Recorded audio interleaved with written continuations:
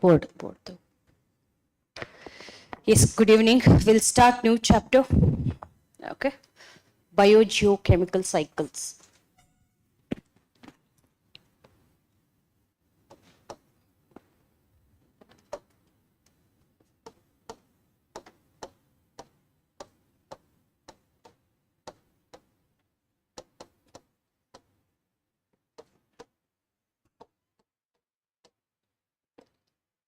What do you mean by this?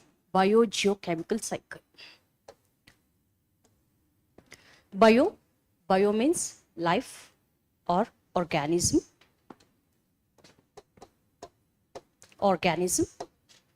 Geo. What do you mean by geo? Earth. Earth consists of atmosphere, lithosphere, and hydrosphere. Okay. Earth. And chemicals. They are nothing but chemicals which revolve, which recycle between earth and organisms. Okay? Between organisms and earth are nothing but biogeochemical cycle. There are certain chemicals which keeps recycling between organisms and earth, especially atmosphere part of this earth and between these organisms. Nothing but recycling of chemicals between biotic and abiotic factors. Nothing but biogeochemical cycle. The chemicals keep moving from biotic factors to abiotic factors to biotic factors. That we'll study in detail. Okay? Generally, ecosystem performs two functions. Okay? Those two functions are, namely, one is energy flow, and the second one is nutrient cycling. Energy flow and nutrient cycling. Ecosystem which performs two major functions. One is energy flow and the second one is nutrient cycling. What do you mean by this energy flow? Okay, consider there is a plant, example paddy plant. This paddy plant which is having grains. Okay, how these grains got formed or how these grains accumulated food. How food got accumulated in these grains? If you consider it is a paddy plant, how food got stored in these grains? What's the mechanism? How it has got energy? If we consume these grains, we get energy. If we consume these paddy grains, rice, we get energy to do work, isn't it? For movement. And how this energy got trapped in this plant? How energy got trapped in this plant? From sunlight. So sunlight is one such element. The plant has got energy, that is solar energy, and which synthesized food through photosynthesis. Okay. How it has got nutrients? Through soil. Okay. The nutrients, the plant has got nutrients through soil. The energy what we are consuming from these producers are green plants. Okay. So this energy is lost at every trophic level. You know why? It's fairly clear. During respiration, metabolism, movement, while doing work, this energy will be lost in the form of heat. Okay, this energy will be lost. So, energy will be lost at every trophic level, that you know that 10% law. Okay, only 10% of energy will be transferred to next trophic level. Okay, it was very simple. We got energy from these plants like rice, wheat, ragi, or any vegetables. Okay, so we are getting energy. This energy being generated in these plants by trapping of solar energy. Okay, this solar energy getting converted into chemical energy. That chemical energy is providing energy to do work for some other metabolic activities, respiration, etc. Okay, so the nutrients which we take through our food, the nutrients the plant is getting from soil, isn't it? The soil which is having nutrients like phosphorus, sulfur, calcium, these nutrients will be absorbed by these plants through the soil, and these nutrients will be transferred to food chain. Okay. So I told you the energy is lost as in the form of heat. But what about these nutrients? They never get lost in each trophic level. They keep recycling. They keep revolving, okay, from one trophic level to another, or from biotic factors to abiotic factors. Okay, which are those nutrients? Majorly SNOPs elements. So these SNOPs are nothing but macronutrients. Macro. C means carbon, H, hydrogen, N, nitrogen, O, oxygen, P, phosphorus, sulfur. All of you know that NPK is very essential for the growth of the plant, isn't it? So, and also there are other macronutrients which is responsible for the growth of the plant, even it is required for the development of animals. Okay. So anyhow, not only these nutrients, others like calcium, phosphorus, okay, so molybdenum, boron, other nutrients also required for the complete growth of this plant. Okay. So now our job is to discuss how these nutrients keeps recycling in the food chain and between biotic and abiotic factors, right? There are two types of nutrient recycling. One is gaseous recycling, gaseous nutrients, recycling of gaseous nutrients. Another one is sedimentary nutrients. Sedimentary nutrients.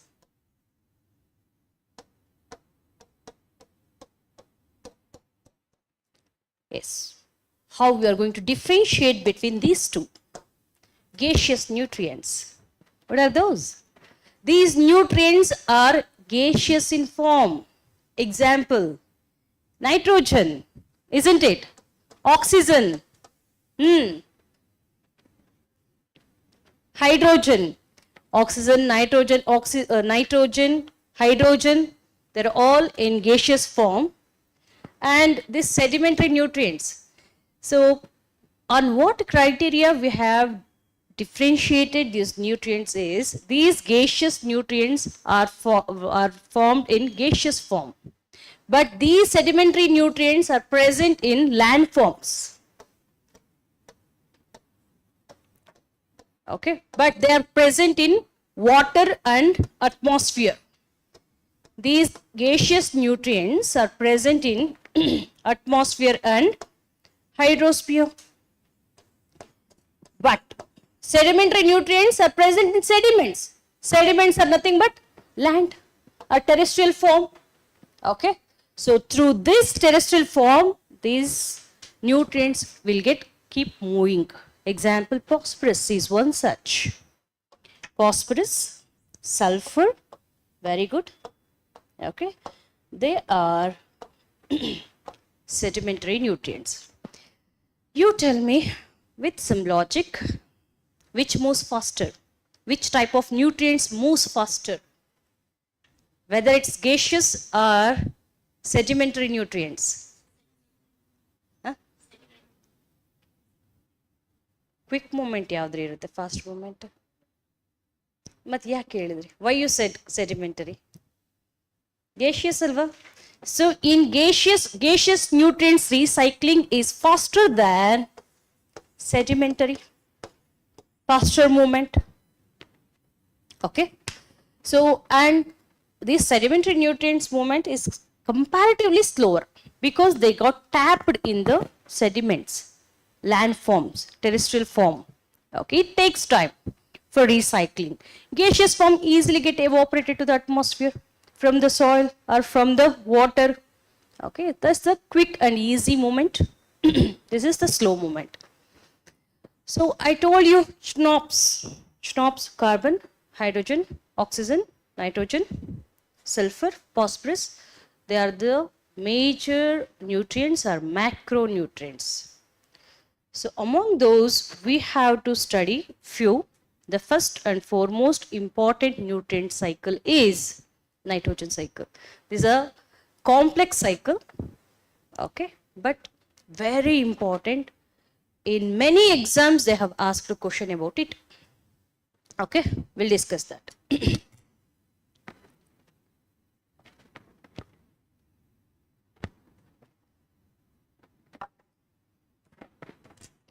Yes, heading nitrogen cycle. Can you increase the speed of that? Very suffocating it is.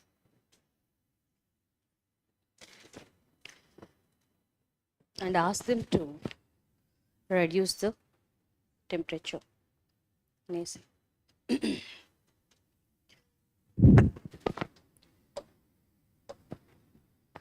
Yes, nitrogen cycle.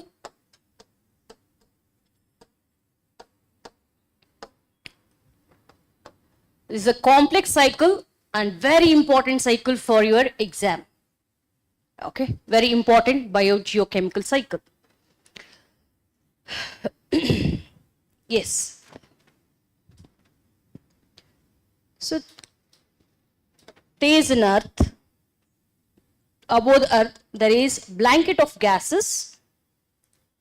The blanket of gases is known as atmosphere.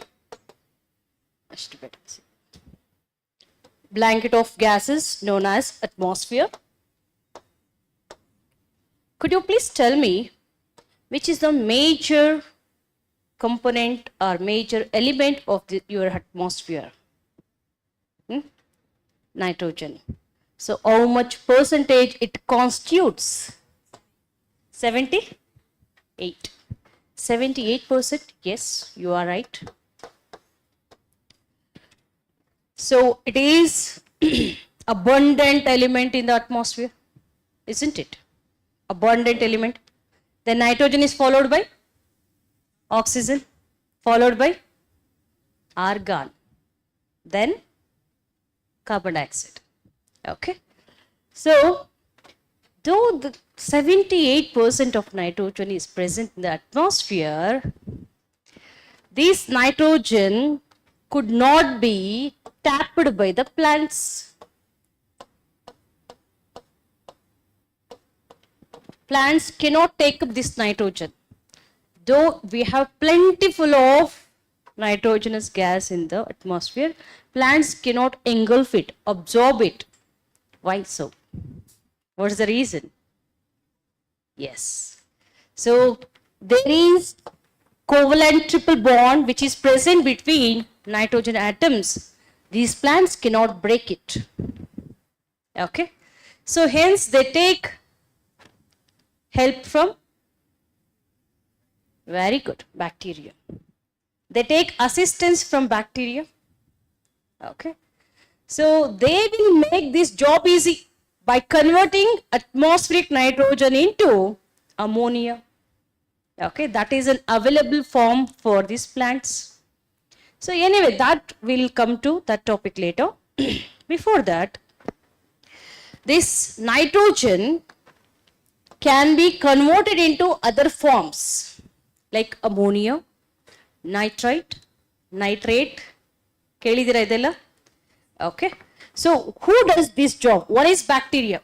There are certain processes through that nitrogen will be converted into available forms or usable forms of plants and animals. Directly we cannot take nitrogen, not even animals or plants. Okay. So through what processes we convert this nitrogen to ammonia? One such facilitating factor is microorganism, that is bacteria. Which is that bacteria? Can you recall? Rhizobium. Excellent. Okay, bacteria. Again, I'll discuss that. Bacteria is one such biotic factor which converts nitrogen into ammonia.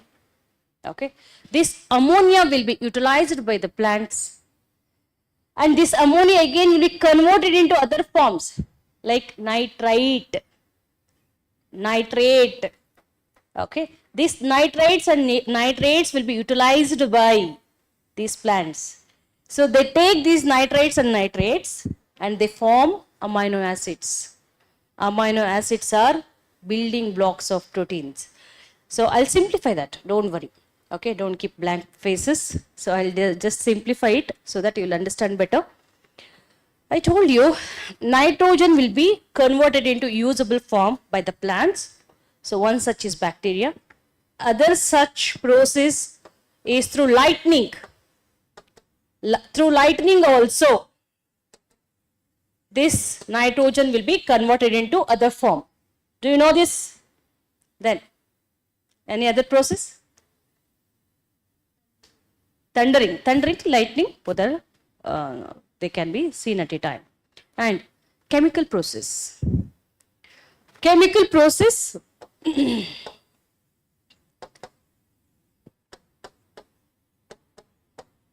for example, these plants require NPK. NPK means nitrogen, phosphorus, potash. In which ratio it is required? 4:2:1, which is a major component or element which is required for the plant growth. Nitrogen. Okay. I said nitrogen which is present in the atmosphere is not in available form. So it has to be get converted into usable form. So who is doing that? One is bacteria, other through lightning, and third one will be chemical process. Have you seen farmers or peasants who are applying fertilizers to these plants? Nitrogenous fertilizer, which is that? Nitrogenous fertilizer. Yeah, urea. Urea contains 46% nitrogen. Do you know this? Urea contains 46% of nitrogen. Okay. So, by what process they make this urea? They take this nitrogen, they take nitrogen gas, and in presence of oxygen, they convert into ammonia. Ammonia will be used for manufacturing urea. Now there are certain types of urea like neem coated urea, nano urea, then sulfur coated urea is also called as urea gold. There are certain different types of urea as came into market to facilitate or to enhance the fertility of the soil. Because nowadays there is deterioration of soil fertility due to green revolution. All of you know that. So which has depleted the soil fertility. Irrational use of fertilizers has led to deterioration of soil health. Hence, now we are using the substitutes like urea gold. In this, I told you, urea contains nitrogen. So, in addition to nitrogen, they are adding sulfur. That is called urea gold. Okay. So, neem coated urea is nothing but they are coating urea particle with neem. Why they are doing so? Because this urea is misused by industrialists. Okay. So, for their own benefit, to avoid that, because urea will be provided to peasants at subsidized rate. All of you know that, right? So, this urea will be bought by industrialists at subsidized rate. Why government has to benefit these entrepreneurs? Hence, they have quoted urea with the neem. Now, they cannot buy this because it is not useful for them. Okay. So, this is neem coated urea. This is sulfur coated urea. It's nothing but urea gold. And another urea. Yesterday I discussed. Liquid urea. Nano urea. Liquid nano urea. 10 to the power of -9. These urea particles will penetrate through stomata of the plant. Okay. Anyhow, why we are applying these fertilizers? Because to increase the productivity or yield of the crop. Okay. So, in industry, what they are doing through chemical process, they are manufacturing urea. How they are manufacturing? They are taking the nitrogen and oxygen. They make urea. This process is known as Haber process. Haber process. In industry, they are manufacturing ammonia with the use of nitrogen and oxygen. Through Haber process, they are preparing ammonia into urea. Okay, this is the one way to trap nitrogen and convert into available form. Arthaita? Did you get this? One through bacteria, another through lightning. The next process will be chemical process. And rainfall. Through rainfall also, we can convert nitrogen into nitric acid. How? I'll tell you. There is precipitation, clouds. Okay. Precipitation is happening here. If your atmosphere is flooded with or having nitrogen dioxide, please remember, if nitrogen dioxide is present in the atmosphere, rainfall, these rain droplets, nothing but H2O. Okay, H2O, nitrogen dioxide mixes with H2O. It will form nitric acid, HNO3. Okay. So, through rainfall also, nitrogen is taking another form, nitric acid. So, the pH, if it forms this acid, the pH increases or decreases. Rainfall pH. I'll tell you. Cloud. From cloud, precipitation is happening. Okay. So, there is more concentration of NO2 in the atmosphere. Okay. So, rain is nothing but H2O. If H2O mixes with NO2, which forms nitric acid, HNO3. H1O3 is an acid, nitric acid. Nitric acid. If this acid is present in the water, the pH of the water, whether it increases or decreases, decrease. Hence, we call it as acid rain. ಎಷ್ಟು degrees ಆದರೆ ಅಂದರೆ 5.6. If the pH of rain decreases less than 5.6 ಇದ್ರೆ ಅದನ್ನ acid rain ಅಂತ ಕರೀತಾರೆ. Neutral ಅಂದ್ರೆ ಎಷ್ಟು? 7. Acidic, 1. Neutral, basic, 14. 14 basic, 7 neutral, and 1 is the acidic. 0.1, we can say that. Okay. If the pH of rain decreases less than 5.6, then it is called as acid rain. Not only nitrogen dioxide is responsible for that, the other compound is sulfur dioxide. When sulfur dioxide SO2 mixes with water, it forms H2SO4. H2SO4 is nothing but sulfuric acid. When acid mixes with rainwater, it becomes acidic. Then that rain is said to be acid rain. Okay. So you clear with this concept? Okay. How these nitrogen are converting into other form? One is through, yes, bacteria. One is through bacteria. Another through lightning and thundering. Lightning and thundering. And third process, chemical process by industrialist for manufacturing urea or other fertilizers. They trap this nitrogen, they mix with the oxygen, so they form ammonia. Okay, so that process is known as Haber process. Okay, so the third process is chemical process. The nitrogen is taking another form, and the fourth process, rainfall. Rainfall. Through all these processes, nitrogen is taking different forms. Okay, so now put the heading nitrogen fixation. Nitrogen fixation.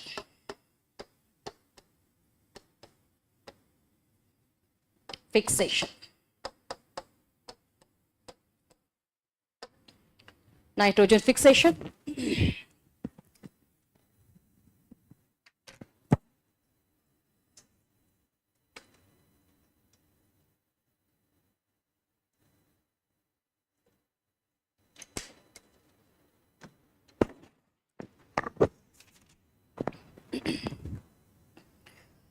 I told you nitrogen is available in elemental form, abundantly found in atmosphere, but this cannot be used by plants.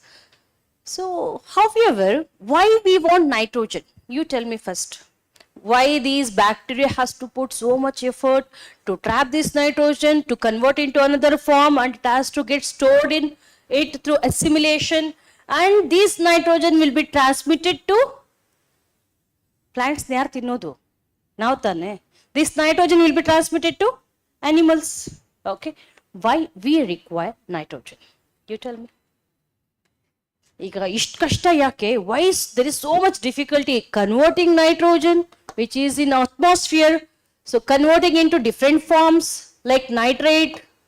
Okay, so nitrates are ammonia, and this will be assimilated into the plants, and these plants will be consumed by herbivores.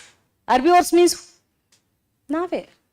We feed on plant products. Not only us, even herbivores like deer, okay, grasshopper, all these are herbivores. Why these animals are herbivores should take, okay, herbivores should take nitrogen. What is the significance of it? What would you say? Growth, amino acid. Very good. So where these amino acids are present? Proteins. Amino acids are building blocks of proteins. Amino acids are building blocks of proteins. Building blocks of proteins. These amino acids are made up of three major elements like not 3, 4, C, H, O and N. Nitrogen is major component of protein. Okay, the very special element which is present in our amino acid or protein, which is not present in carbohydrate and fats, is nitrogen. Do you know this? So nitrogen, it is specifically present in protein, not in carbohydrate, not in fats. So it is an essential component of proteins. All of you require proteins. Protein has many such role in our body. Your air is protein. Your nails are proteins. Blood is protein. Bones is made up of proteins, isn't it? So muscle, myosin protein. Hemoglobin, blood protein, isn't it? Osin, so this collagen, bone protein. Okay, so skin also, collagen, again a protein. Keratin, protein, which constitute structure of an organism. Hormones are proteins. Immunoglobulins are proteins. Okay, anyhow, proteins which are present in our body, which requires for an individual. So, to make proteins, what is required? Nitrogen is required. That's the topic I'm talking about, right? And not only for proteins. What is this? DNA. DNA is having nitrogenous bases like ATGC, adenine, thymine, guanine, cytosine. These 4 nitrogenous bases is again made up of nitrogen.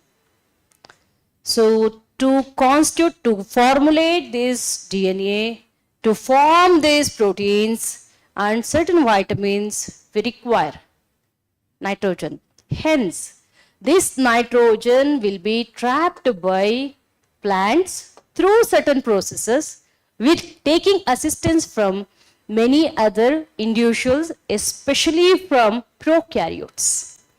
Prokaryotes is having unique characteristic feature of tapping this nitrogen and converting into another form. Prokaryotes are nothing but unicellular organisms, but they don't have proper nucleus and they are not covered by prominent nuclear membrane. That's a major difference between prokaryote and eukaryote. Prokaryote, I'll write it down here. Prokaryote and eukaryote. Whether we are prokaryotes or eukaryotes. Are you sure? Prokaryotes are very primitive organisms like bacteria. Look at this. This bacteria, which is having cell wall, and it is having DNA material, nucleus. But this nucleus is not prominent and it is not covered by nuclear membrane. Not covered by nuclear membrane. Caryon means nucleus. Caryon, nucleus. Pro means primitive. If any cell is having primitive nucleus, then they are said to be prokaryotes. If any organism or any cell which is having nucleus and it is covered by thick nuclear membrane, then they are called eukaryotes. Many bacteria like cyanobacteria, archaebacteria, okay, so mycoplasma, they're all prokaryotes, okay, and other are even protozoa, they're eukaryotes. Very bacteria to prokaryotes. But this prokaryotes is having very beautiful characteristic feature, that is, it's having ability to convert nitrogen into nitrates, nitrite, or ammonia. So how it could be possible? So why this bacteria or prokaryotes having that unique character? Because they have some specific enzyme. That enzyme name is called nitrogenase. Nitrogenase is an enzyme which is present in prokaryotes, having ability to trap atmospheric nitrogen and converting into available forms. Getting it? So this enzyme, very important, this enzyme which is present in prokaryotes especially bacteria, cyanobacteria, sulfur-bacteria, archaebacteria. So these bacterias, rhizobium bacteria, they are having ability to convert nitrogen into some available form or useful form. This is, though it is present, we cannot tap it. Okay. So anyhow, till here, if you are clear with the concepts, now we'll move on to this, how nitrogen will be converted into ammonia. First idನ್ನು ನೋಡ್ಕೊಂಬಿಡಿ ಏನೇನಾಗುತ್ತೆ ಅಂತ. In first process, nitrogen which will be converted into ammonia form, ammonia or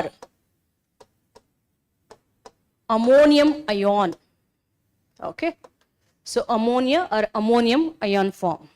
Okay, and again nitrate in the ammonia agutte, ammonia or ammonium in the next conversion would be nitrite and nitrates, nitrate and nitrate, nitrate. Okay, ishtu ee words ನೆನಪಿಟ್ಕೋಬೇಕು ನೀವು. Nitrogen will be converted into ammonia or ammonium ion. Again this ammonia or ammonium ions again get converted into nitrite or nitrate. Conversion of nitrogen into ammonia, this process is known as ಅಲ್ಲ ಅದು ಒಂದು chemical process. In general ammonification. Okay, so ammonification is a process which involves conversion of nitrogen into ammonia. Okay, nitrogen into ammonia. Next, ammonia is getting ammonia or ammonium. ನಿಮಗೆ repeat ಮಾಡಿ, so I'll make you to get familiar with these topics because very important. I guess in 20 exams, more than 20 exams altogether, they have asked question about this. Okay, very, very important. Nitrogen to ammonia, ammonification. So ammonia to nitrate or nitrate, this is called nitrification. Conversion of this ammonia into nitrate or nitrate is known as nitrification.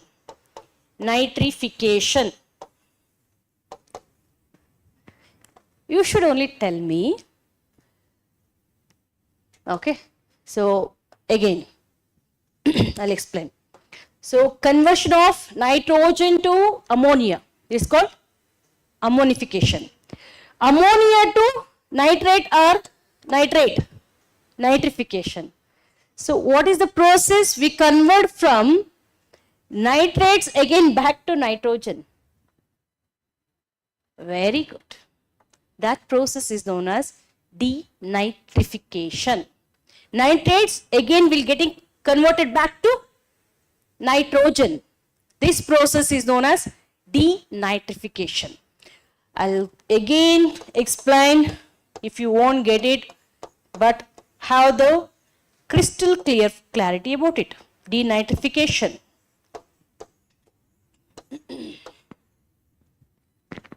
Tell me. Is the nitrogen which is present in the atmosphere. Correct? Through which all the process nitrogen will be converted? One is bacteria. Second, lightning. Chemical process, rainfall. Very good. So, and this nitrogen is getting converted into which form? Ammonia or ammonium ions. Ammonia or ammonium ions. This process is known as ammonification. Ammonification. Yes. Again, this ammonia or ammonium converted into nitrite or nitrate. Nitrite NO2, nitrate NO3. NO3 minus. Okay. This is known as nitrification. Good. Nitrification. Nitrification. Tell me, if this nitrite or nitrate again getting converted back to nitrogen, denitrification. Clear? Okay. This process is known as denitrification. Okay. Now you take the first step, how this nitrogen is getting converted into ammonia form. So we'll again discuss one by one how this ammonification happens, this nitrification, and again this denitrification with the aid of which of the bacteria. So bacteria plays crucial role in converting nitrogen into other multiple forms. Okay, put the heading nitrogen fixation. Nitrogen fixation.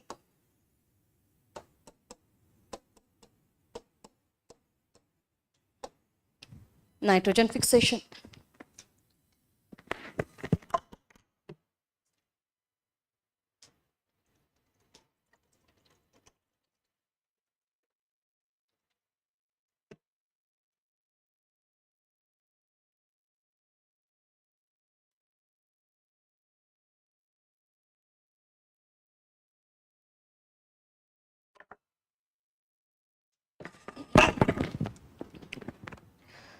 This nitrogen fixation could be done through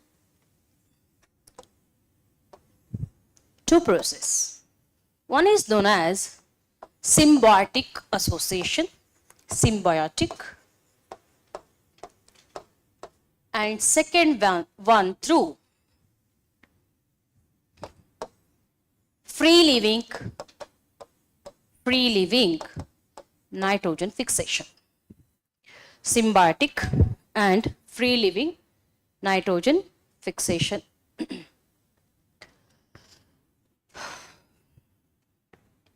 Okay.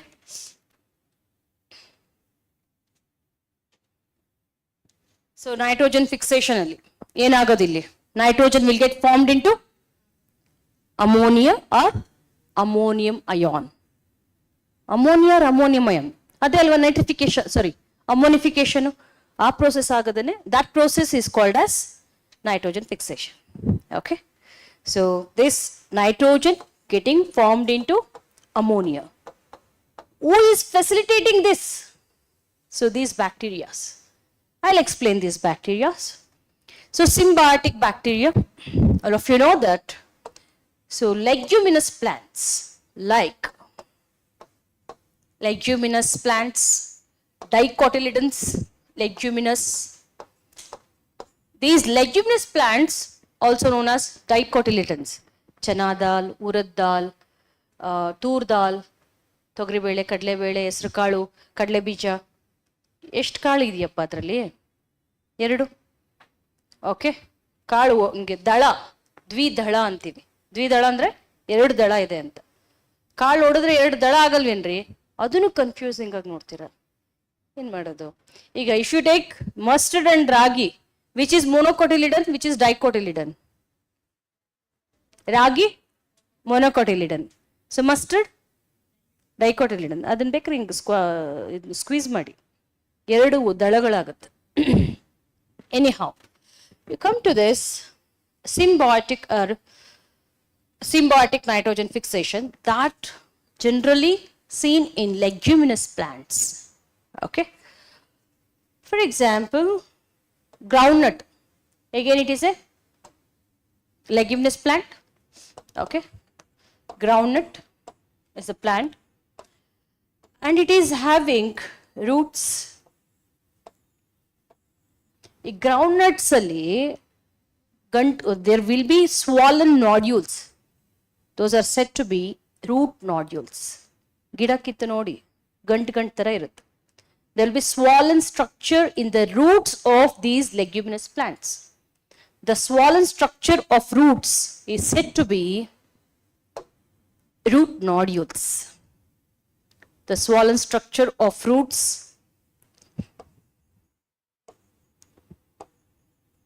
are said to be root nodules. Okay. These root nodules contains bacteria. Root nodules contains bacteria. That bacteria is known as, which is the bacteria which is present in the root nodules? Rhizobium bacteria. Rhizobium. Rhizobium bacteria.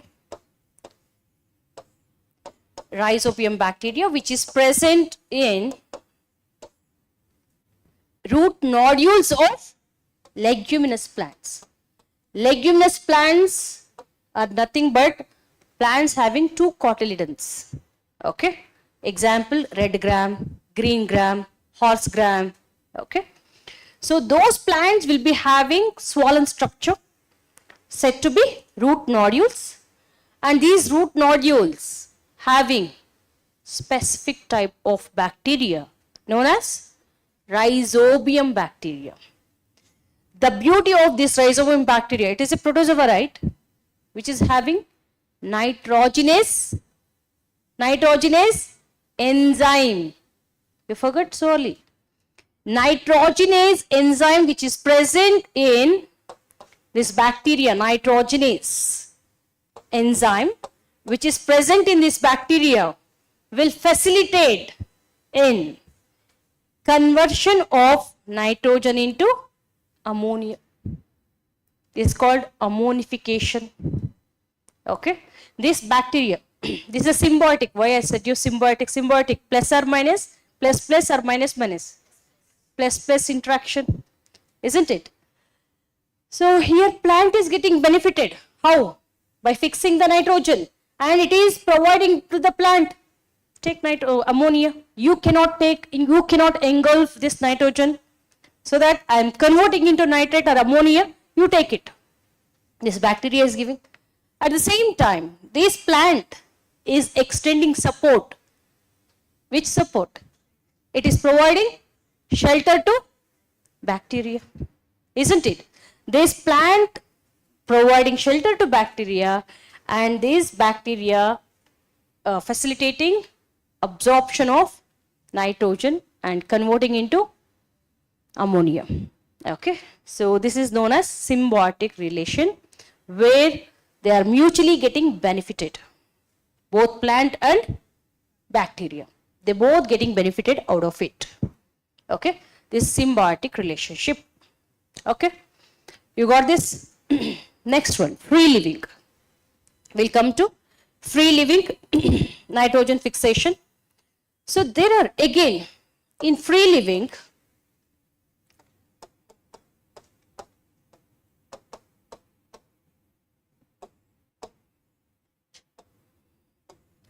questions in different ways they have asked in the exam. Okay. Please be careful. So while learning only, you should have complete information and knowledge. Free living, again, in case of free living, there are again two types. Anaerobic nitrogen fixation and aerobic nitrogen fixation. Aerobic nitrogen fixation. The difference between symbiotic and free living is, see, there are certain bacteria which is present in soil, which is present in water. So there are certain bacteria which is present in water, which is present in soil. They facilitate in fixing the nitrogen, atmospheric nitrogen. There is no such mutual benefit. Plant is not extending any support to the bacteria.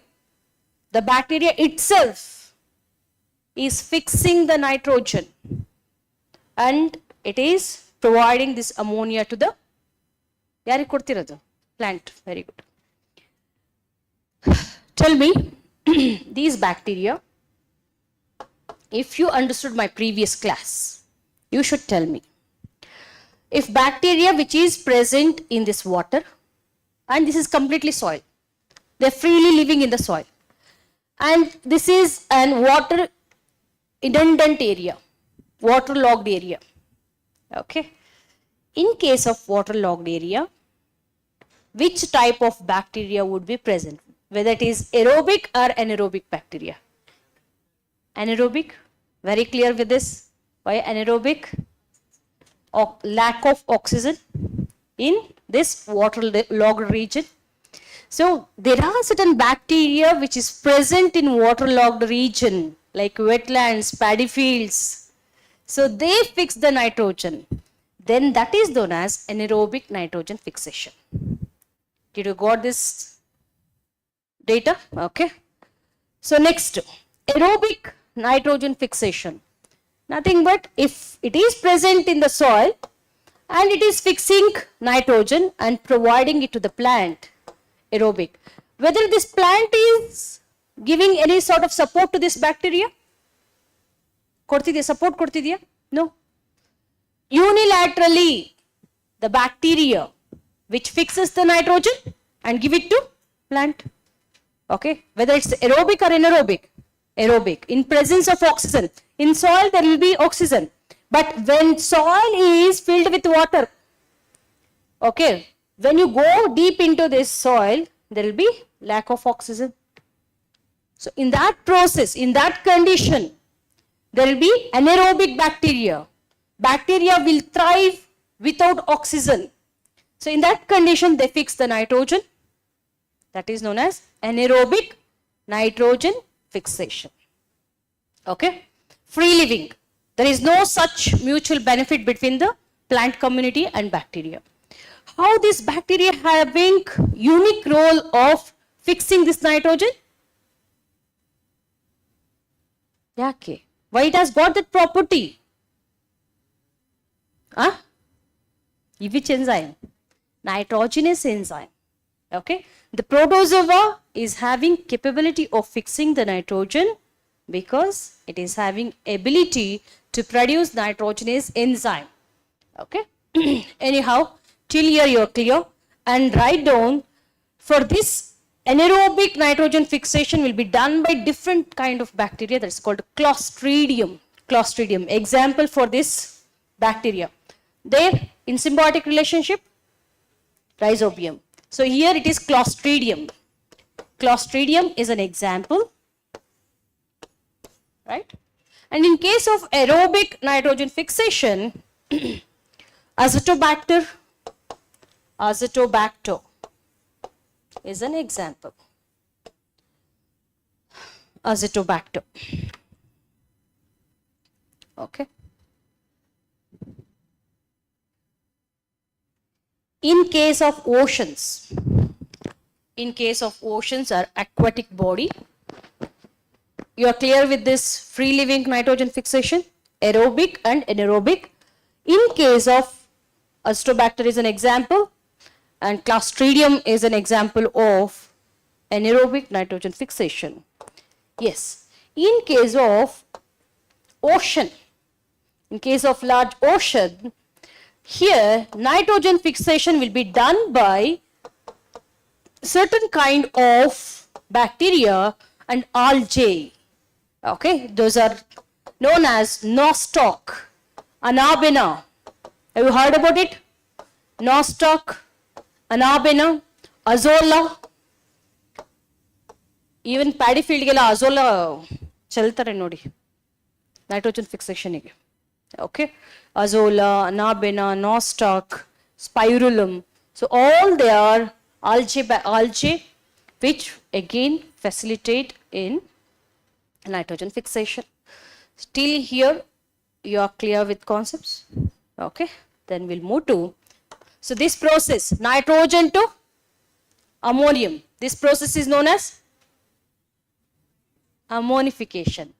Ammonification again done by two process, through symbiotic bacteria and through free living bacteria. Symbiotic bacteria example rhizobium. Free living bacteria, there again two types, anaerobic and aerobic. Aerobic bacteria example Acetobacter. Anaerobic Clostridium. Okay, so now get into nitrification of ammonia to nitrites. Nitrification.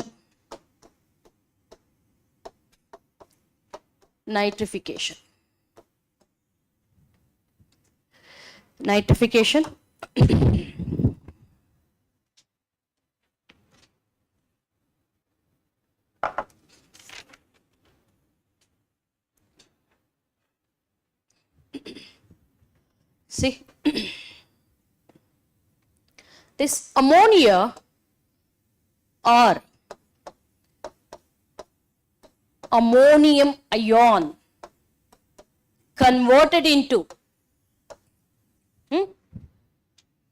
nitrite or nitrate or nitrate. Again, this conversion done by specific type of bacteria. So ammonium or ammonia converted into nitrate or nitrite, this process is known as nitrification. So if ammonia is converting into nitrite, then that bacteria is known as nitrosomonas. This bacteria, nitrosomonas,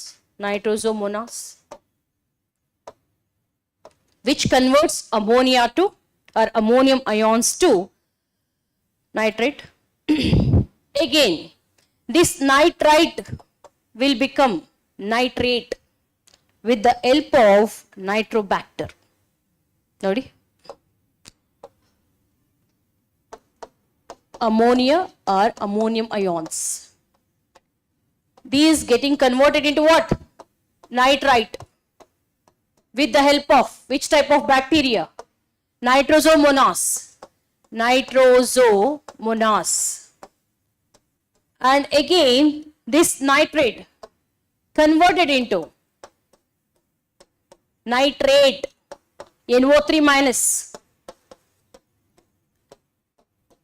NO2 minus, okay, NO2, nitrate, ನೈಟ್ರೇಟನ್ನು ಯಾರು convert ಮಾಡ್ತಿರೋದು?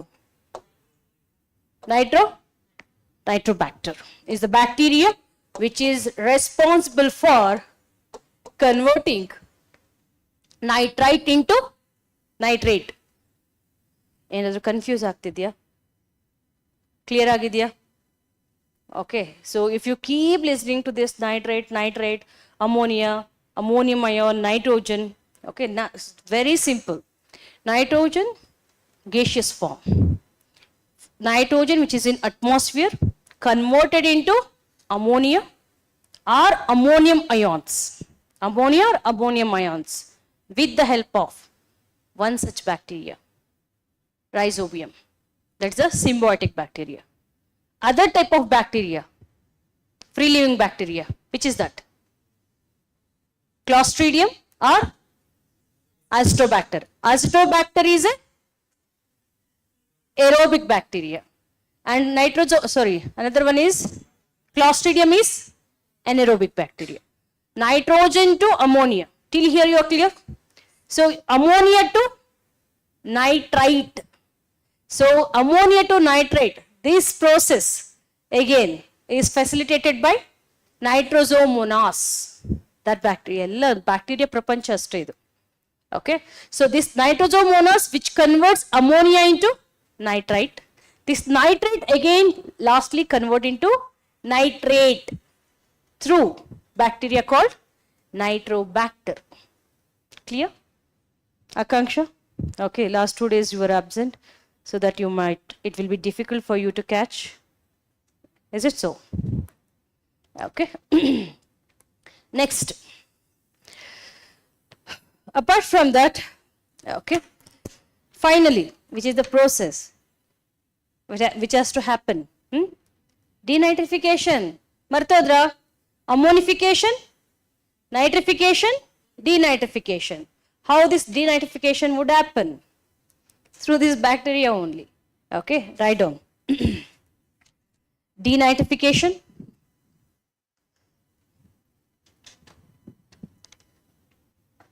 So this nitrate again gets back to gaseous form, nitrogen. This process is called denitrification. Denitrifying bacteria anta kariteve. Denitrification through a specific bacteria known as Pseudomonas. Pseudomonas. Pseudomonas. Pseudomonas is a bacteria which converts nitrate to nitrogen. Good. Nitrate to nitrogen. This nitrogen escape into atmosphere. Okay. Thus completes the cycle.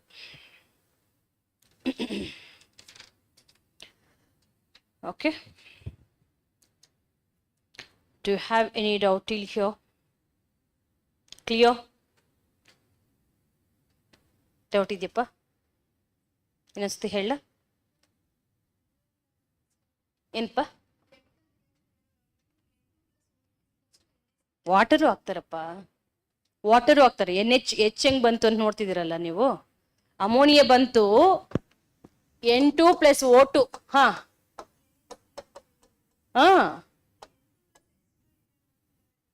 ಅಲ್ಲಪ್ಪ, water ವೇಪರ್ನ ಆಯಿಸ್ತಾರೆ. So water vapour ಇದೆಯಲ್ಲ, water vapour is nothing but H2O. Okay, so ಅದನ್ನು ಆಯಿಸ್ತಾರೆ. Through that, they'll convert into ammonia. Okay, good. At least you asked it without keeping in mind. Okay, so I'll just glance in 2 lines. Tell me, nitrogen converting into, yes, ammonia or ammonium ions, then nitrite, then nitrate, next again back to nitrogen. This would be done by, this process is known as ammonification. Ammonification. And this process is known as ammonia to nitrate and nitrite nitrification. Nitrification. And this process back to nitrogen, denitrification. Denitrification. Clear? Okay. This gas again escape into atmosphere. Okay. Again it will be in the elemental form. It's binded by covalent bonds. Okay. So idadre next we'll get into carbon cycle. Carbon cycle.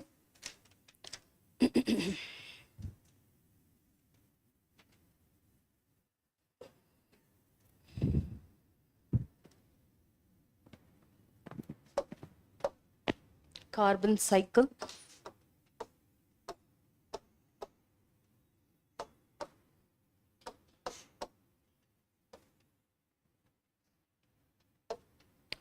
Where and all you will find this carbon in the nature? Please tell me. Carbon is one such element which is abundantly found in the nature. Example. If I'll ask a logical question, you should answer me. Our body constitutes 60% of water. The body is composed of water and other such elements. In that 60% is water. ಹೌದಾ? 60 to 70% water ತಾನೇ ಇರೋದು ನಮ್ಮ ಬಾಡಿಯಲ್ಲಿ. Our body is composed of 60 to 70% of water. When we die, okay, ಇನ್ಸರ್ನೇಷನ್ ಅಂತ ಮಾಡ್ತಾರೆ, ಸುಟ್ಟಾಕ್ತಾರೆ ಕೆಲವು ಸತಿ. Dead ಬಾಡಿನ ಸುಡ್ತಾರಲ್ಲೇನಪ್ಪ, ಇನ್ಸರ್ನೇಷನ್. ಹೆಂಗೆ ಬೆಂಕಿ ಎತ್ಕೊಳ್ಳುತ್ತೆ? ನಮ್ಮ ಬಾಡಿಲಿ ವಾಟರ್ ಇದೆಯಲ್ಲ, ವಾಟರ್ ಇದ್ದರೆ ವಾಟರ್ ರೆಸಿಸ್ಟೆಂಟ್ ಅಲ್ವಾ ಅದು. ಡೆಡ್ ಬಾಡಿ ವಾಟರ್ ರೆಸಿಸ್ಟೆಂಟ್ ಆಗಿರಬೇಕು, ಆರಿಸ್ಬೇಕಾಗಿತ್ತು ಬೆಂಕಿನ. Instead, so it will be burning. Have you thought about it? What is the logic behind it, the scientific reason behind it? And one more logical question I'll ask. Why this living body which sinks in the water, one who does not know swimming, the living body sinks in the water. If that body, okay, so if that person dies in the water, but that body floats on water, again, what is the logic? The living body sinks, dead body floats.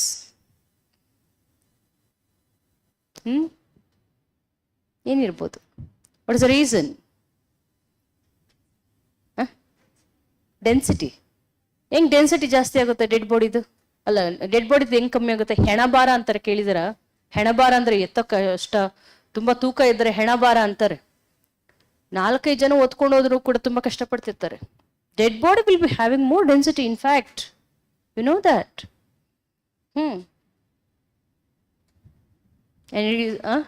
Guess ಮಾಡಿ ಹಂಗೆ. Mass ಏನ್ mass? Float ಆಗಕ್ಕೆ? I am not getting you. ಏನಪ್ಪ?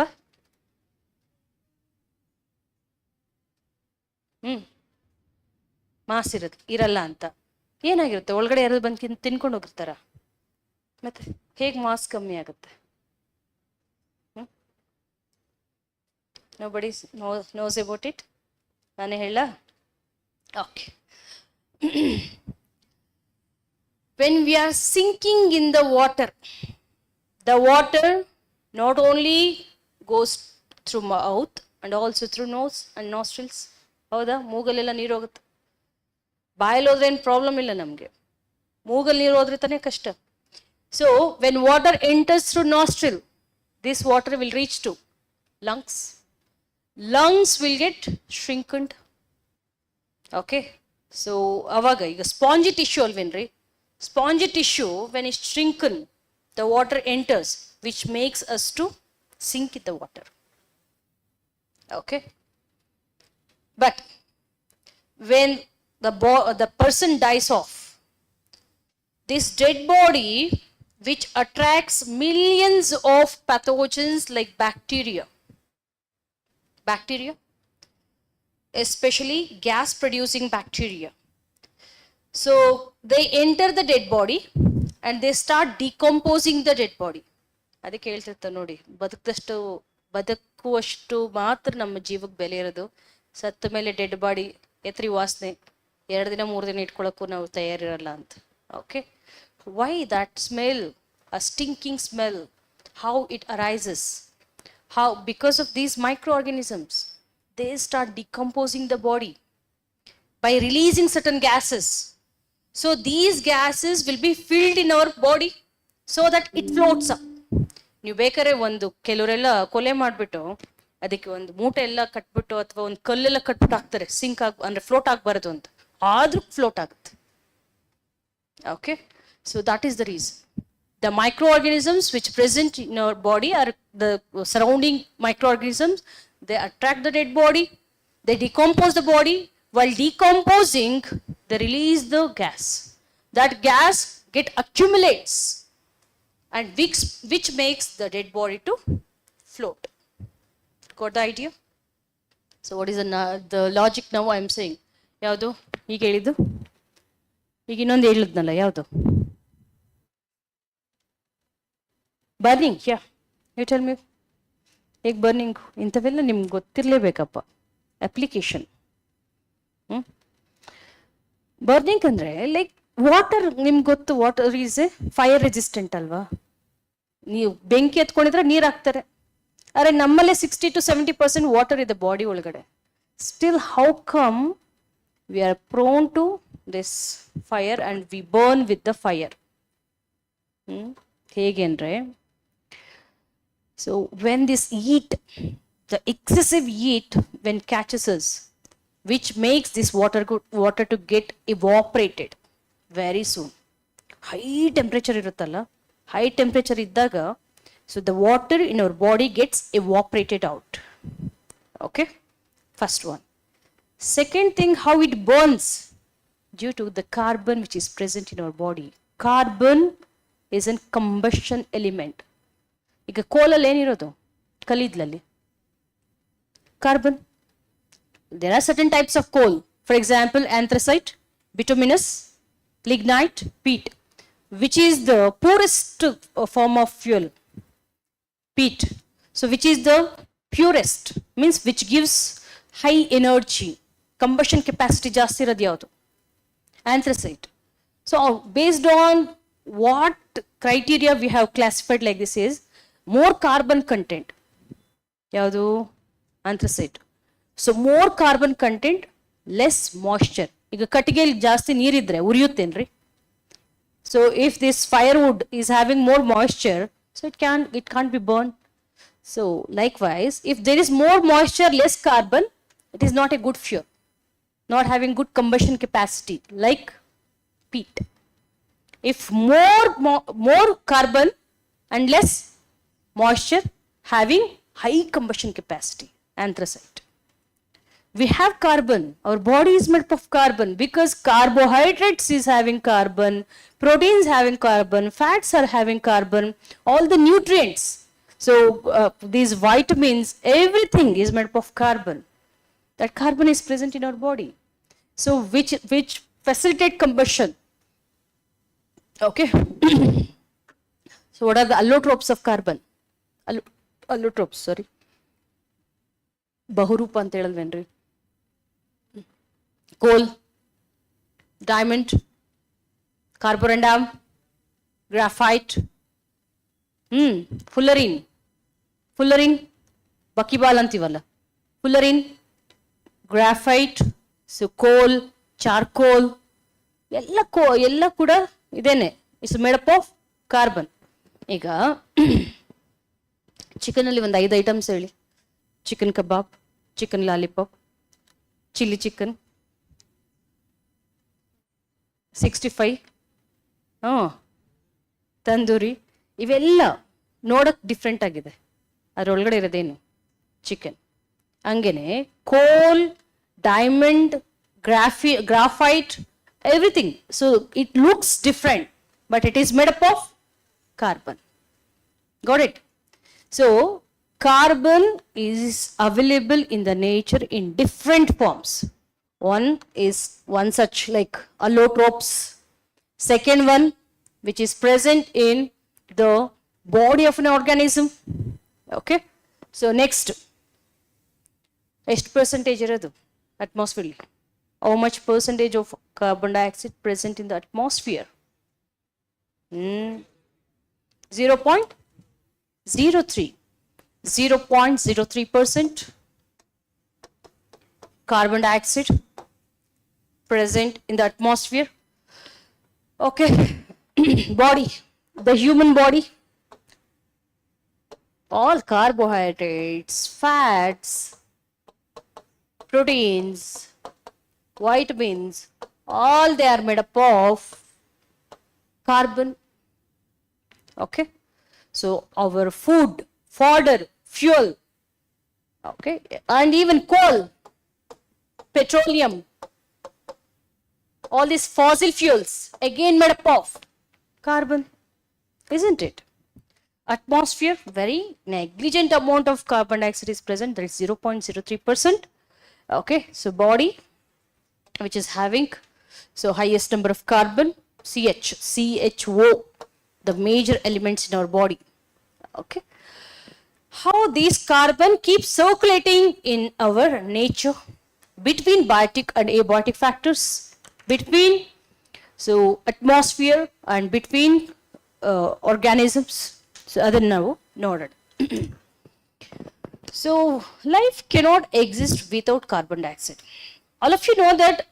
So life cannot exist without oxygen ಅಂತ ನೀವು ಅನ್ಕೊಂಡಿರೋದು. ಈ statement ಹಿಂಗೆ ಕೊಡ್ತಾನೆ. Life cannot exist without carbon dioxide ಅಂತ ನೀವು ಯೋಚನೆ ಮಾಡಿದೆ. ಕಾರ್ಬನ್ ಡೈಆಕ್ಸೈಡ್ ನಾವು ಆಚೆ ಹಾಕೋದು. We exhale carbon dioxide. We don't require carbon dioxide. So it is that statement is not true. We assume like that. But truly speaking, carbon dioxide is very essential for living organism to survive. How? Tell me. If you are intelligent enough, you should answer me this. Put small logic, you'll get it. Exactly. Very good. Okay. So, listen. If there are no producers, no consumers, how the producers, they form the base of food chain, isn't it? The energy floats from producers. Producers, how they are receiving energy from sunlight. Okay. Plant.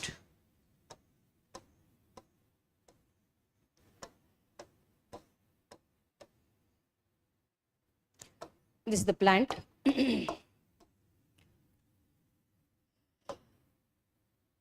This plant manufactures food like glucose. Glucose is the basic unit of carbohydrate. How this glucose is being formed during photosynthesis? Listen. Sun.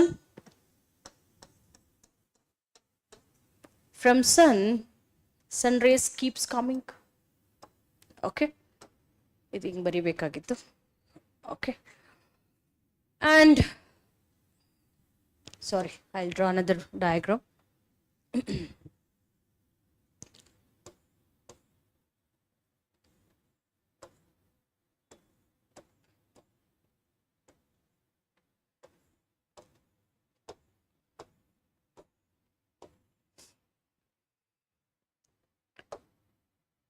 From sun rays, we get solar energy.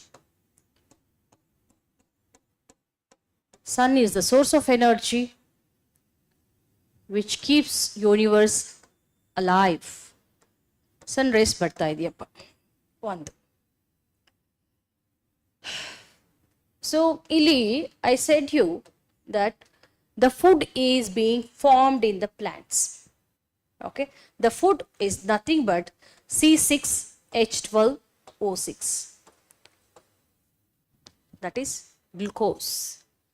So C6H12O6 is a glucose which is nothing but food. Alva, ಏನಾದರೂ ತಗೊಳ್ಳಿ ಅದರಲ್ಲಿರೋದು glucose. Ragi, starch. Ragi is having starch. Okay, so starch is having glucose. Potato is having starch. Starch is having glucose. Okay, polysaccharide, oligosaccharides ಅಂತ ಕೇಳಿದ್ದೀರಾ? Monosaccharides, polysaccharide. So polysaccharides ಹಿಂಗಿರುತ್ತೆ. There are polysaccharides like this. They are polymers. If you take one unit of this polymer, then it is called monomer. Glucose is a monomer. So starch is a polymer. ಗೊತ್ತಿಲ್ವೇನ್ರಿ ನಿಮಗೆ? The food, whatever we are eating, the carbohydrates from chapatis, from wheat, from rice, from ragi, from maize, corn, whatever. So all they are source of carbohydrates. Okay. These carbohydrates, the basic unit of carbohydrate is glucose. How this glucose is formed in the plants? See, I told you without carbon dioxide, life would not exist on earth. Isn't it? So this carbon dioxide which is present in the atmosphere, carbon dioxide present in the atmosphere will be taken up by plants through hege Stomata. Stomata are small openings. Through these openings, carbon dioxide will be trapped inside. Okay, because if you take this as a leaf and this is having stomata, through this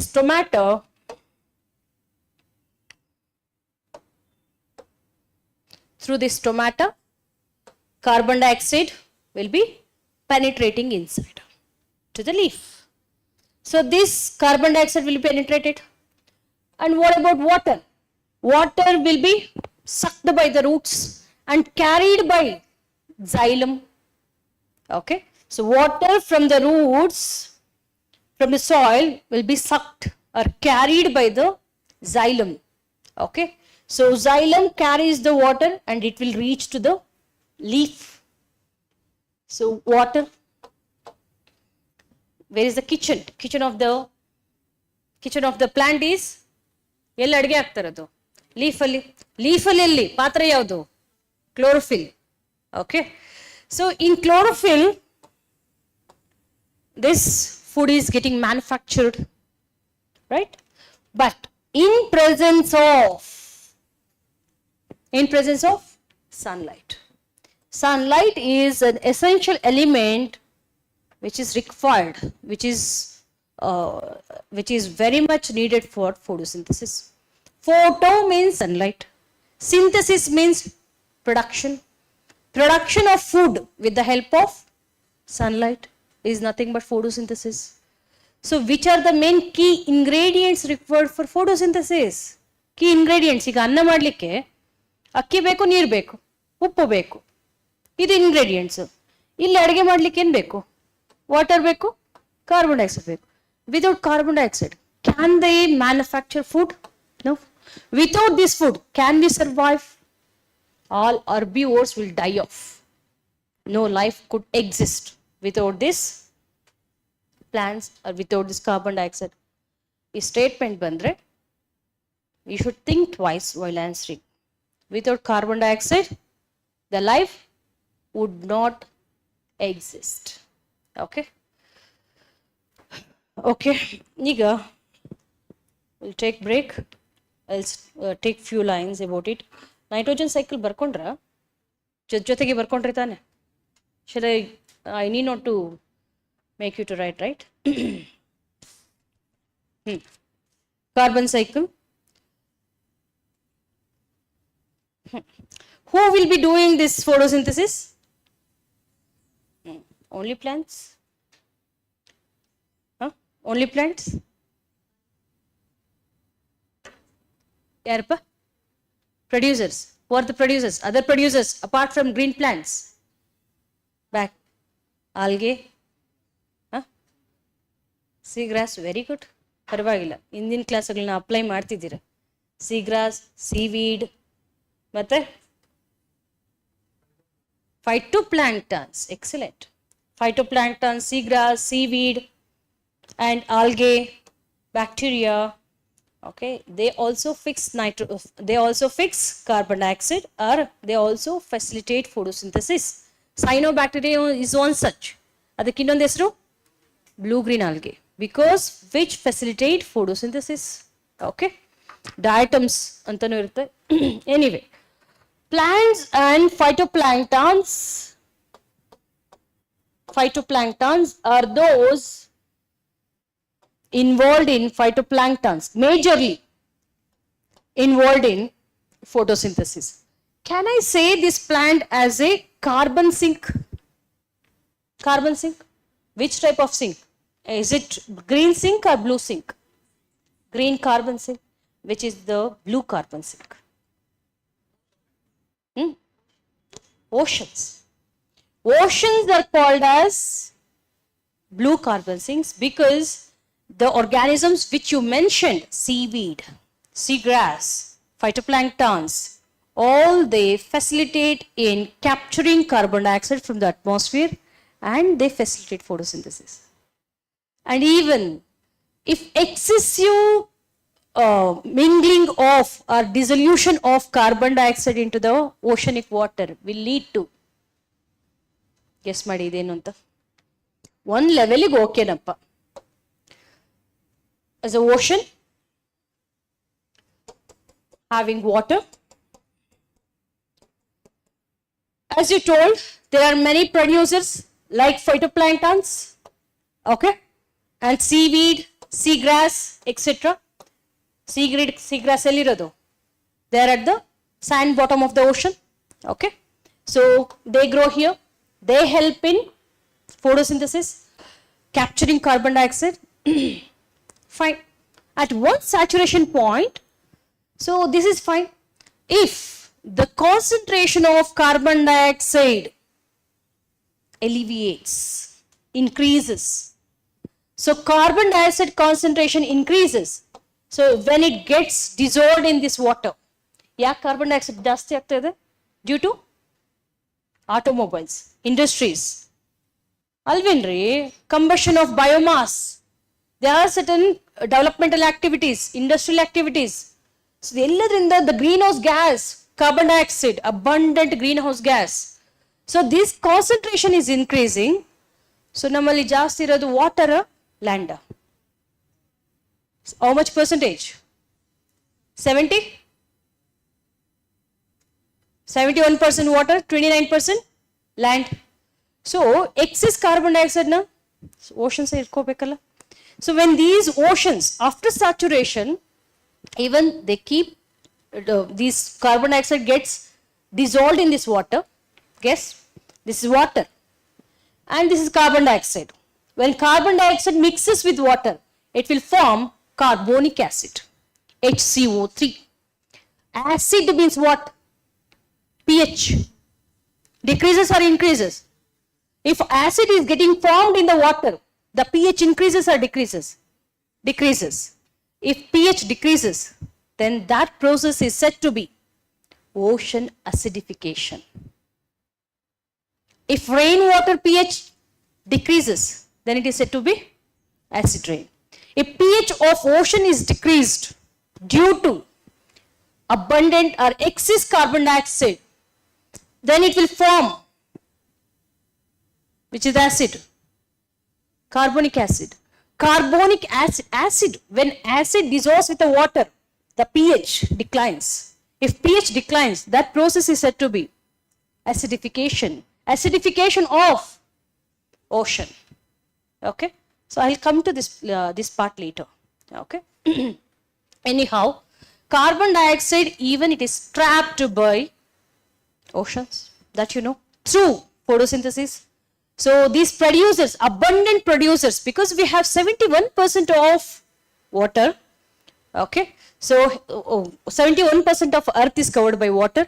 This water is capturing, processing carbon dioxide, okay, and the remaining will be captured by these plants on the earth, okay. So anyhow, carbon cycle amele nodona. Take a break for 10 minutes. Carbon cycle? No, I have not yet done. No.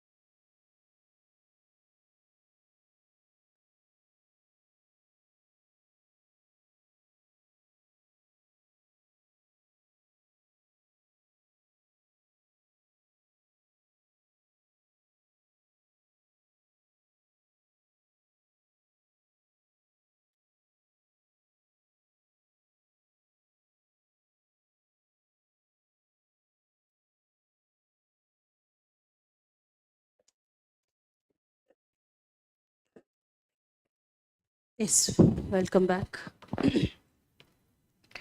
Carbon cycle. Again, this cycle plays important role for maintaining life on Earth.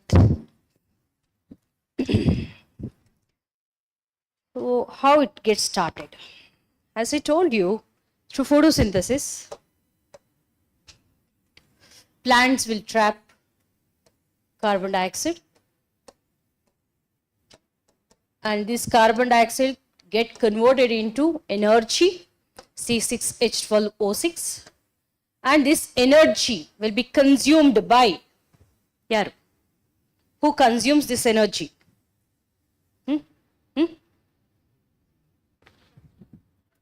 Herbivores. Very good.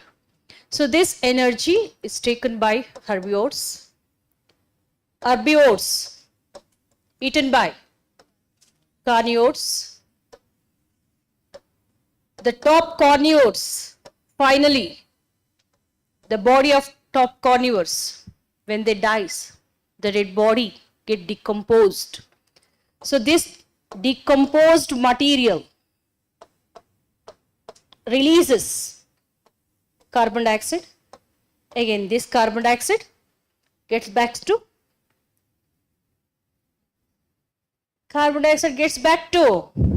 atmosphere, isn't it? So, is that the only way of circulation or recycling anta nodidre? So, in this carbon cycle, we observe two types of cycle. One is short cycle, long cycle. Short and long cycle. This has two cycles, long term and short term. Long term cycle and short term cycle. Long term and short term.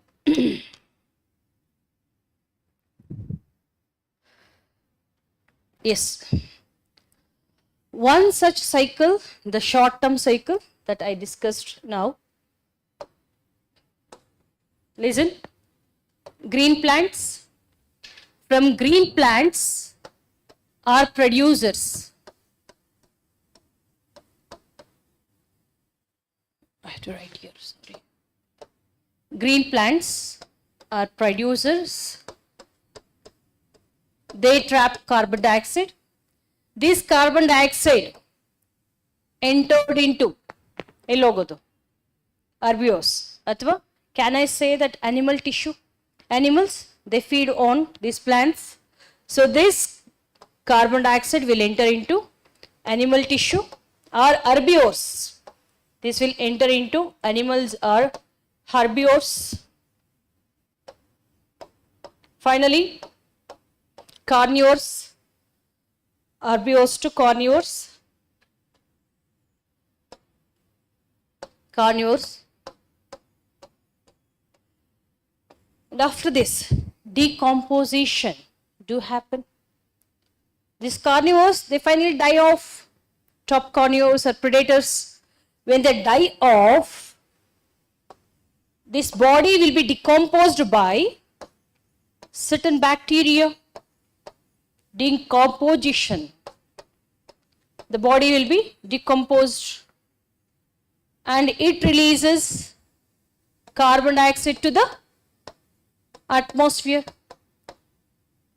Again, this carbon dioxide will be taken up by green plants.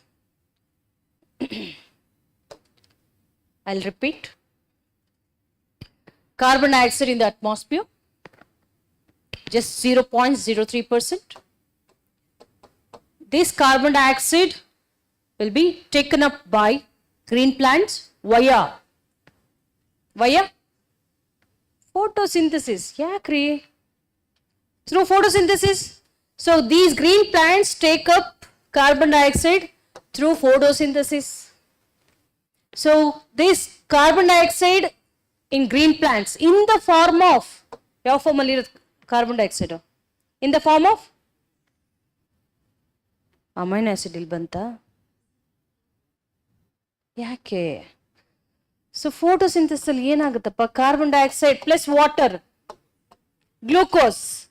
So glucose which is present in plants, C6H12O6, this glucose or this carbon dioxide get transferred into animals. So animals, they consume energy or carbohydrate from these plants. So indirectly this carbon dioxide reaches to herbivores. Again, carnivores, they eat on herbivores. The carbon dioxide which is present in animals, these herbivores, get transferred into carnivores. And finally, the top predators, they die off, or any consumers after aging, they die off. So the body get disintegrated, decomposed, so that the carbon dioxide will be released. You know that decomposition? Decomposition, okay. So during decomposition means this dead and decay matter will get decomposed, okay. So with the release of carbon dioxide, where this carbon dioxide get released? To the atmosphere. Again this carbon dioxide is taken up by plants, okay. This one such cycle. Apart from that, so carbon dioxide na ತಗೊಳ್ತಾರದಂತ ಹೇಳ್ತಿದ್ದೀರಾ ನೀವು. From which all the sources we do release carbon dioxide to the atmosphere? From which source? Here we are telling the processing of carbon dioxide or taking up of carbon dioxide. So this is one such green plants, and even oceans. Oceans do take up this carbon dioxide. You know that. If excessive uptake of carbon dioxide will lead to ocean acidification. Very good. Okay.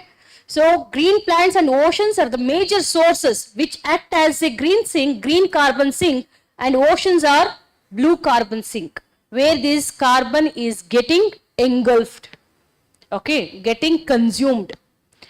Okay, this is consumption, and how this get released into the atmosphere, through which all the sources the carbon dioxide getting released?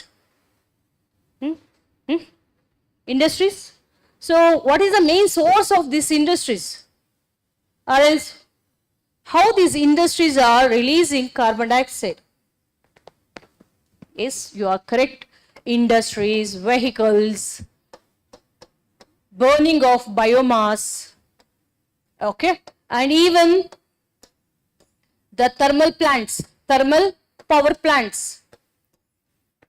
isn't it? All they release carbon dioxide. The potential or abundant greenhouse gas. This green gas is released by industries, vehicles, and thermal power plants. So the fuel they are using are called as fossil fuels. How the? Which is the fuel the industries are using? Coal, petrol. How the? Thermal, kalidlu, coal. Vehicles, petrol, diesel, kerosene. All they constitute fossil fuels. Fossil fuels, when they are burnt, they release carbon dioxide. This is the one such source which is released into the atmosphere. Okay, is it man-made emission or natural emission? Man-made. So can you tell me any natural source of emission apart from this? This is man-made emission. Carbon dioxide, how do it get released into the atmosphere? Very good. Excellent. Okay. So another such process is respiration. During respiration, whether plants or animals which releases carbon dioxide? Huh? Last class only I have made it clear. So similar type of respiration you can observe both in plants and animals. Respiration is nothing but, ನೀವೆಲ್ಲ respiration ಅಂದ್ರೆ ಏನು ಅನ್ಕೊಂಡಿದ್ದೀರಾ? Breathing in, breathing out ಅಂತ. Is it so? Actually that is not the respiration, that is just external respiration. You know what? So oxygen is required for the internal respiration, for the breakdown of glucose which is present in each cell. That is called cellular respiration. The body is made up of cells, millions, trillions of cells. Okay. Each cell is having glucose C6H12O6. This glucose, to break down this, to release the energy, what is required? Oxygen is required. This oxygen will be consumed through respiration. Do you know this? Iga, think you have run for a while, like you have run for some distance. Okay, ಅಷ್ಟು ದೂರ ಓಡೋಗ್ಬಿಟ್ಟು ಏದುಷ್ಟು ಬಿಡ್ತಾ ಇರ್ತೀರ, like you are totally exhausted. So now you are drained of energy, isn't it? ಓಡೋದ್ರೆ energy drain ಆಗುತ್ತೆ ತಾನೆ. ಈಗ ನಿಮಗೆ ಬೇಕಾಗಿರೋದು, you are in the requirement of energy. The body requires energy, isn't it? But you are not going and eating something after running for a while. You are taking more oxygen. ಏದುಸಿರು ಬಿಟ್ಕೊಂಡು ಜಾಸ್ತಿ oxygen ತಗೋತಿದ್ದೀರಾ. What does it mean? Because the oxygen you are inhaling from the atmosphere is required for breakdown of this glucose which is present in your cell. Okay, this releases plentiful energy, 36 ATP. Each glucose molecule which is present in the cell of an organism releases 36 ATP. ATP is nothing but energy currency. Okay, so that is called cellular respiration. Cellular respiration. But what is this? Inhaling and exhaling. Inhaling oxygen, exhaling carbon dioxide. This is external respiration. What actually happens after inhaling this oxygen to the lungs? This oxygen will get reached to each and every cell of our body. It will go to every cell of the body. So for what purpose? To break down the glucose. ಈಗ ಒಂದು ಲಾಡು ಇದೆ ಅಂತ ಅನ್ಕೊಳ್ಳಿ, ಆ ಲಾಡುನ ಹೊಡಿಲಿಕ್ಕೆ, ಗಟ್ಟಿಯಾಗಿದೆ ಲಾಡು ಹೊಡಿಯಕ್ಕೆ ಏನೋ ಒಂದು equipment use ಮಾಡ್ತಿದ್ದೀರಾ ಅನ್ಕೊಳ್ಳಿ. ಇದೇ ಥರ ಗ್ಲೂಕೋಸ್ನ ಹೊಡಿಯಕ್ಕೆ ಏನು ಬೇಕು? ಆಕ್ಸಿಜನ್ ಬೇಕು. Oxygen is required for breakdown of glucose. Just like, do you know laddu? Laddu, yes. To break down laddu, you use some equipments if it is very hard. Okay. Likewise, to break down glucose, what is required? Oxygen is required. Where this glucose is present? Inside the cell. Where the oxygen is supposed to reach? To the cell, which is the respiratory site of the cell. Mitochondria. It will go to mitochondria, it will break down the glucose in the cell. The whole body is made up of millions, trillions of cells. So for each cell, the oxygen has to be reached through medium called. ಯಾರು ತೊಗೊಂಡೋಗೋದು oxygen ಕೊಟ್ಟು ಬರೋದು ಎಲ್ಲ ಜೀವಕೋಶಗಳಿಗೆ. ಈಗ I am taking oxygen to the lungs. Who is carrying this oxygen to each and every cell of our body? ತಲೆಯಲ್ಲಿರೋ ಜೀವಕೋಶಕ್ಕೂ ಬೇಕು, ಕಾಲಲ್ಲಿ ಟೋಲಿರೋ ಜೀವಕೋಶಕ್ಕೂ ಬೇಕು. Who is carrying this oxygen to every part of our cell? Blood. It's very clear. Okay. Anyhow, you come to this respiration. So this is the common process for plants and animals. Through respiration, what happens? See, this is the process where glucose C6H12O6 will break down in the presence of oxygen. It will give rise to carbon dioxide, water, and energy. This is known as respiration. Glucose will break down in presence of oxygen to release energy, and also it is leading to emission of carbon dioxide. This is the respiration. This process is called as respiration. It happens in plants, animals, microorganisms, in all living organisms. Respiration will be same. Okay? All plants, animals, microbes, they respire. So respiration is nothing but breakdown of glucose. Okay? So for breakdown of glucose, what is required? Oxygen is required. Which is the major component which is getting emitting oxygen? Carbon dioxide. So this is greenhouse gas. So this is the natural process where plants and animals releases carbon dioxide to the atmosphere. Okay. Fossil fuels, through anthropogenic activities like industries and even these agricultural activities, stubble burning. Are you aware of this stubble burning? Stubble burning ಕೇಳಿದಿರಾ? ಏನಿಲ್ಲ.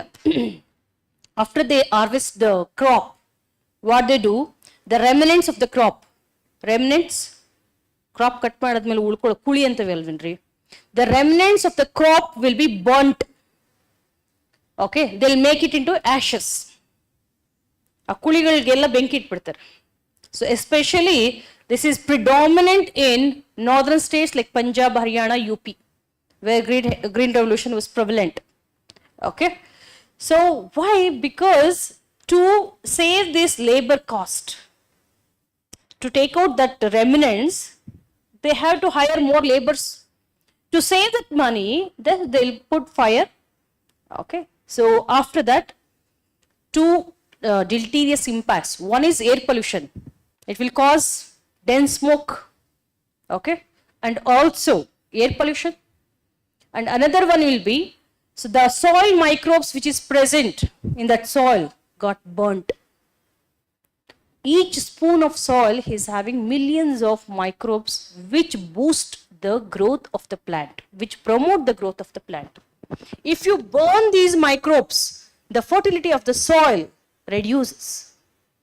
Okay, these two deleterious effects are happening due to stubble burning. Hence, Supreme Court has intervened and said many times. So, the farmers and peasants who are committing this stubble burning has to be penalized, punished. But ratra benki hachkonbiಡ್ತಾರೆ. So nowadays they have come up with a solution called PUSA capsule. Okay, PUSA capsule is nothing but capsule ಅಂತಂದ್ರೆ ನಿಮ್ಮ gastric ಮಾತ್ರೆಗಳೆಲ್ಲ ತಗೋತಿರಲ್ವೇಂದ್ರೆ ಆ ಥರ. So that capsule is again filled with microbes. ಅದನ್ನು ಕೊಡ್ತಿದ್ದಾರೆ. They are distributing those capsules to the peasants. Okay, to they'll take that capsule content and they'll mix with the water and they spray to the plants. Okay, the plant remnant will get decayed. When it decayed, the fertility also increases. Okay, so this is the one of the solution the Agricultural University in Delhi has found out. Anyway, stubble burning also releases carbon dioxide. Okay, so these processes are releasing carbon dioxide. The natural process is respiration. You got this?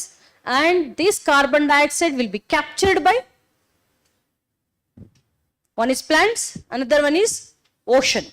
So captured by plants and it will be transferred to herbivores, then to carnivores, then it get decomposed and release of carbon dioxide to the atmosphere. Again, this carbon dioxide will be taken up by green plants. Okay, so till here I guess you are clear with the topics. What about there are some inorganic carbon components which stays beneath the oceanic surface.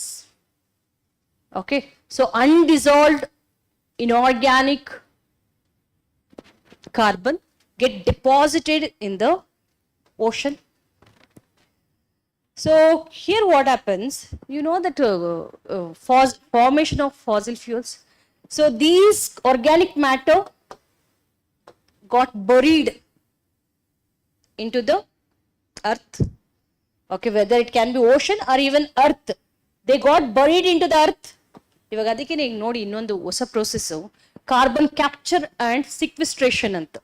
Carbon capture and ಸಿಕ್ವಿಸ್ಟ್ರೇಷನ್ ಅಥವಾ carbon capture and storage ಅಂತ. ಇದರಲ್ಲಿ ಏನು ಮಾಡ್ತಿದ್ದಾರೆ ಗೊತ್ತಾ ನಿಮಗೆ? Carbon capture and storage very important. Green hydrogen ಅಂತ ಕೇಳಿದಿರಾ ನಿಮಗೆ? So there are few types of hydrogen. ಯಾವ್ದು ಗೊತ್ತಿದೆ ನಿಮಗೆ? Majorly, so one is gray hydrogen, blue hydrogen and green hydrogen. There are three types of hydrogen: gray, blue and green hydrogen. Look at this. Grey hydrogen. Hydrogen is a clean, green and eco-friendly fuel. Non-toxic. Okay, non-toxic, very light, green, efficient fuel, portable fuel.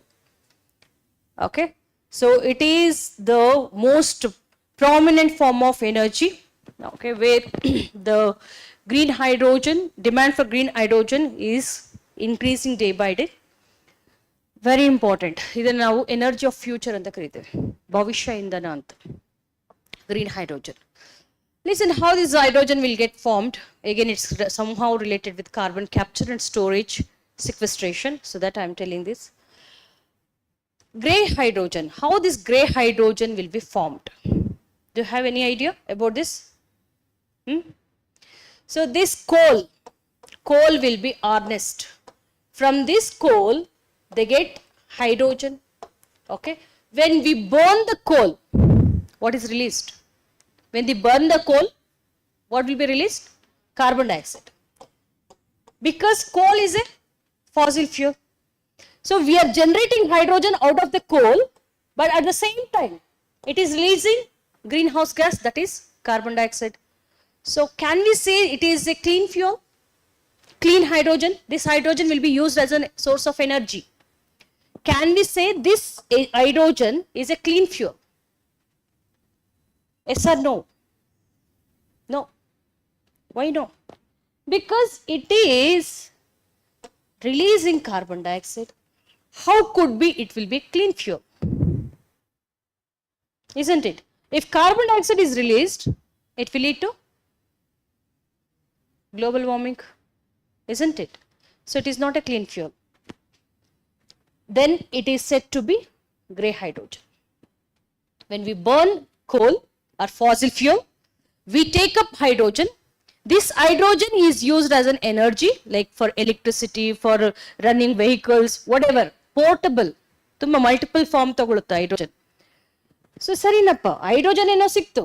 At the same time, it is releasing carbon dioxide. So we cannot say it is a clean fuel. Getting my point? So now the environmentalist scientists, they are working on it, and they got a solution. Whatever carbon dioxide they are releasing, or it is releasing during this generation of hydrogen, this carbon will be captured and it will be sequestered and it will be penetrated to the lower surface of the earth. Okay, lower, not surface of the earth, to the interior of the earth. ಭೂಮಿ ಒಳಗಡೆ ಹೋಗಿ ಹೂತಾಕೋಣ ಅಂತ ಹೇಳ್ತಿದ್ದಾರೆ. ಯಾವುದನ್ನ? Carbon dioxide which is released during formation of grey hydrogen. ಇದು ಅರ್ಥ ಆಯ್ತಾ ಇಲ್ಲ? Grey hydrogen is nothing but when we burn coal, it gives rise to hydrogen. Okay, good. This hydrogen is very efficient fuel, no doubt. But when we are burning coal, the another component is releasing, that is carbon dioxide. But this carbon dioxide, not good. Okay, which causes global warming. Hence, now I have to sequester this carbon dioxide. I'll take up this carbon dioxide and I'll penetrate this carbon dioxide to the interior of the earth. I'll take up this carbon dioxide during it's released while forming the hydrogen. I'll take up this and I'll just penetrate into the interior of the earth. ಊತಾಕದ್ ಭೂಮಿ ಒಳಗಡೆ. Again, the applications or benefits are of twofold. Two benefits. One is I am mitigating the emission of carbon dioxide. Isn't it? This carbon dioxide, if it gets into atmosphere, it causes global warming. Okay. So I am capturing it and I am penetrating into the interior of the earth. Okay. So idondadre. The second application will be, guess what? This carbon dioxide after millions of years will get converted into fossil fuel. Okay. So this can be harnessed in the future. Twofold applications. Okay. So when we capture this carbon dioxide and store inside the earth, then that hydrogen is said to be blue hydrogen. Got this idea? Got this concept? Okay. When this hydrogen is captured and stored inside the earth, because the hydrogen what we are getting is clean fuel only. We are not emitting any carbon dioxide to the atmosphere. Okay. And what about green hydrogen? This is a very easy concept. Listen. Think this is water. Okay. The glass which is having water, I am just passing the current. Observe, I am passing the current. Assume it is a current or electricity. I am passing the current. This electricity is splitting the hydrogen molecule. Water is nothing but H2O, which is splitting H2O. What is required? Electricity is required. With the help of electricity, I am splitting what? Water molecule. So when I split water molecule, hydrogen will be generated. Okay. So this hydrogen will be harnessed for energy. This hydrogen can be used. So you may ask that, madam, you are passing the electricity so that the electricity is splitting the water molecule and we are getting the hydrogen. Correct. It looks good only. But what about the electricity you are using? Whether you are using it from fossil fuel, coal in the electricity madkondo, I have taken electricity from the coal and this electricity I am using for splitting the water. Hydrolysis anta kelidira neevu. So this hydrolysis or electrolysis. Okay. So this I am doing with the help of, if I am using coal, then it is not green hydrogen. Then tell me, which is the alternative source I can use where this electricity is eco-friendly? Huh? Very good. Wind, solar, what we call it as wind energy, solar energy, renewable energy source. If I am using electricity which is taken from solar energy or wind energy or any renewable form, if I use this energy for splitting the water molecule and getting the hydrogen out of it, then that hydrogen is said to be green hydrogen. Is there any emission of carbon dioxide here? No. Okay. So water vapor is the byproduct. This green hydrogen was asked twice in the exam. Anyway, you will get to know in science and technology topic. Okay. My intention was to explain this carbon capture and storage, CCS. This is also called as sequestration of carbon. Where would you observe this CCS, carbon capture and storage? ಈ ಮೂರು hydrogen ಅಲ್ಲಿ ಎಲ್ಲಿ ಕಾಣಿಸ್ತು ನಿಮಗೆ?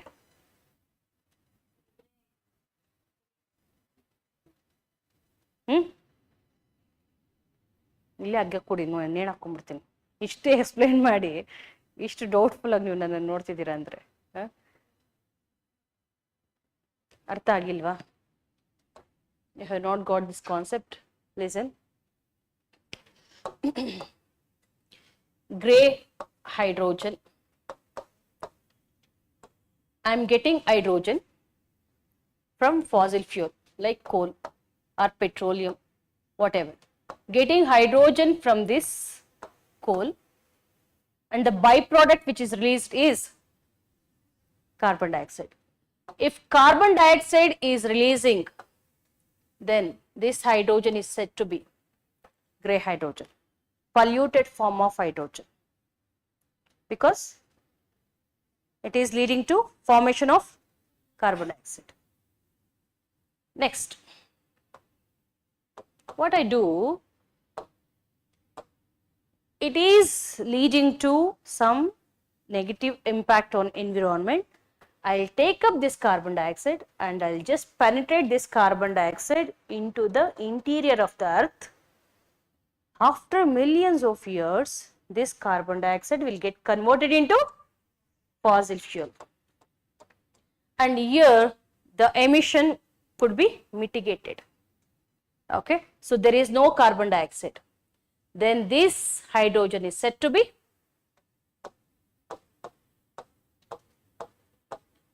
if carbon is captured and stored inside the earth, then that hydrogen is said to be blue hydrogen. Okay, clear with this? Okay. In case of green hydrogen, you forget here gray blue interconnected, but illi vasdak tagolana. Green hydrogen, I am taking water, I am passing electricity. This electricity I am getting it from renewable energy source alvenri. Renewable energy, green andre enu, clean anta artha. I am getting this energy from renewable energy source.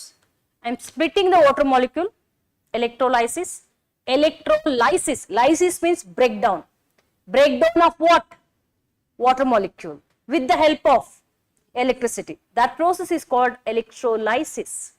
So when I pass the current, I split the water molecule, I will get the hydrogen.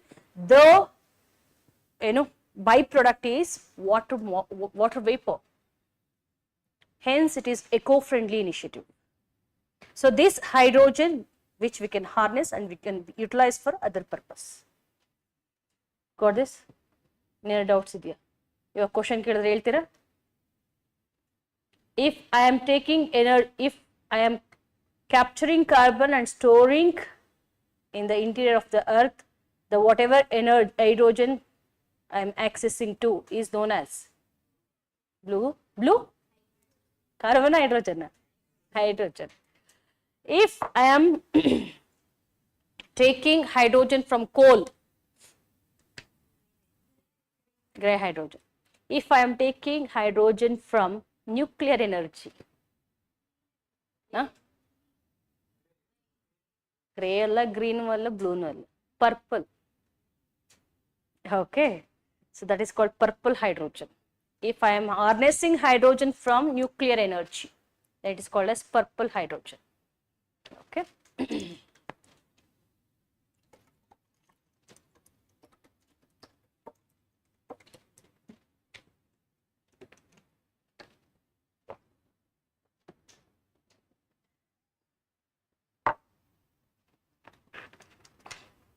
If carbon dioxide here in long-term cycle,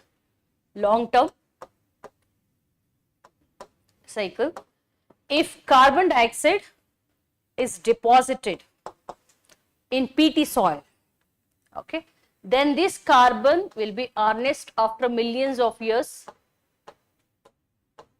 as fossil fuel.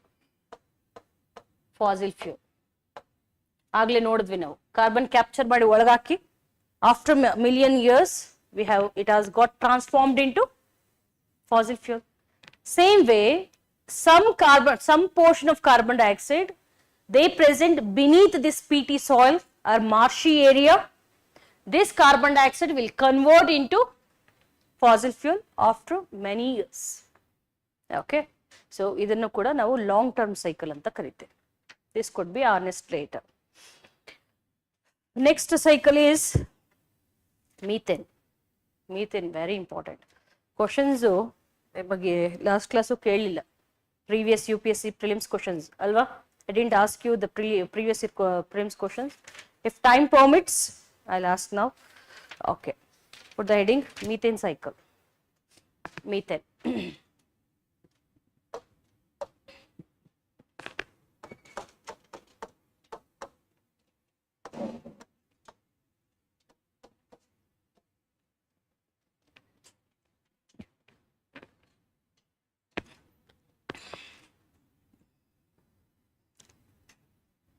What are greenhouse gases? Anyway, I'll discuss when I come to this climate change or global warming chapter. So, greenhouse gases which increases the surface temperature of the earth. Okay. So, can I say this methane is a greenhouse gas? It is more potential greenhouse gas than carbon dioxide. So, methane is greenhouse gas which is more potential than carbon dioxide. Okay. So it also contributes, very danger, methane. One, it causes global warming. Also, which causes ozone formation at a troposphere. Listen, there are two types of ozone. One is good ozone, another one is bad ozone. Good ozone, bad ozone. If ozone is present in Earth ಮೇಲೆ ಎಷ್ಟು layers ಇರೋದು? Troposphere, stratosphere, mesosphere, thermosphere, exosphere. If ozone is present in troposphere, then this ozone is said to be bad ozone. Very good. It acts as a pollutant which endangers threat to our health. Okay, bad ozone. If ozone is present in troposphere, this is troposphere, and next layer is stratosphere. In stratosphere, what has to be present? Ozone.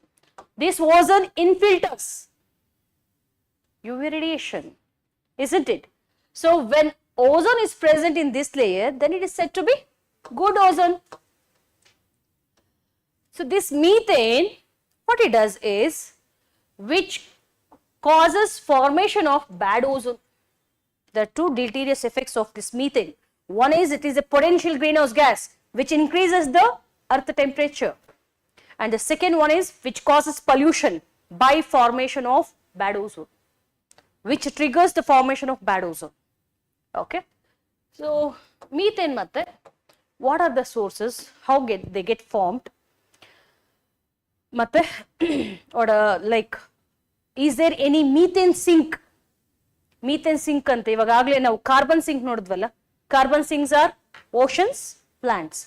Methane sink ಅಂತ ಏನಾದರೂ ಇದಾವ, which are the organisms which takes up methane? So ಅದನ್ನು ಕೂಡ ನೋಡೋಣ. ಅದಕ್ಕೂ ಮುಂಚೆ, so what are the natural sources of methane? Natural sources. So ಎಲ್ಲಿಂದ methane produce ಆಗೋದು?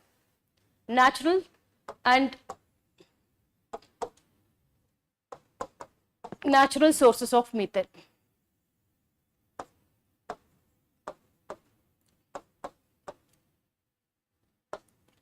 From which of the natural sources this methane gets released? Natural sources of methane. Eli ನೋಡೋಣ. Any idea? ಬತ್ತದದೆ ಅಂತಲ್ಲ, wetlands ಇಂದ. Oceans, wetlands. These methane gets released from oceans, wetlands, paddy fields, oceans, wetlands, paddy field,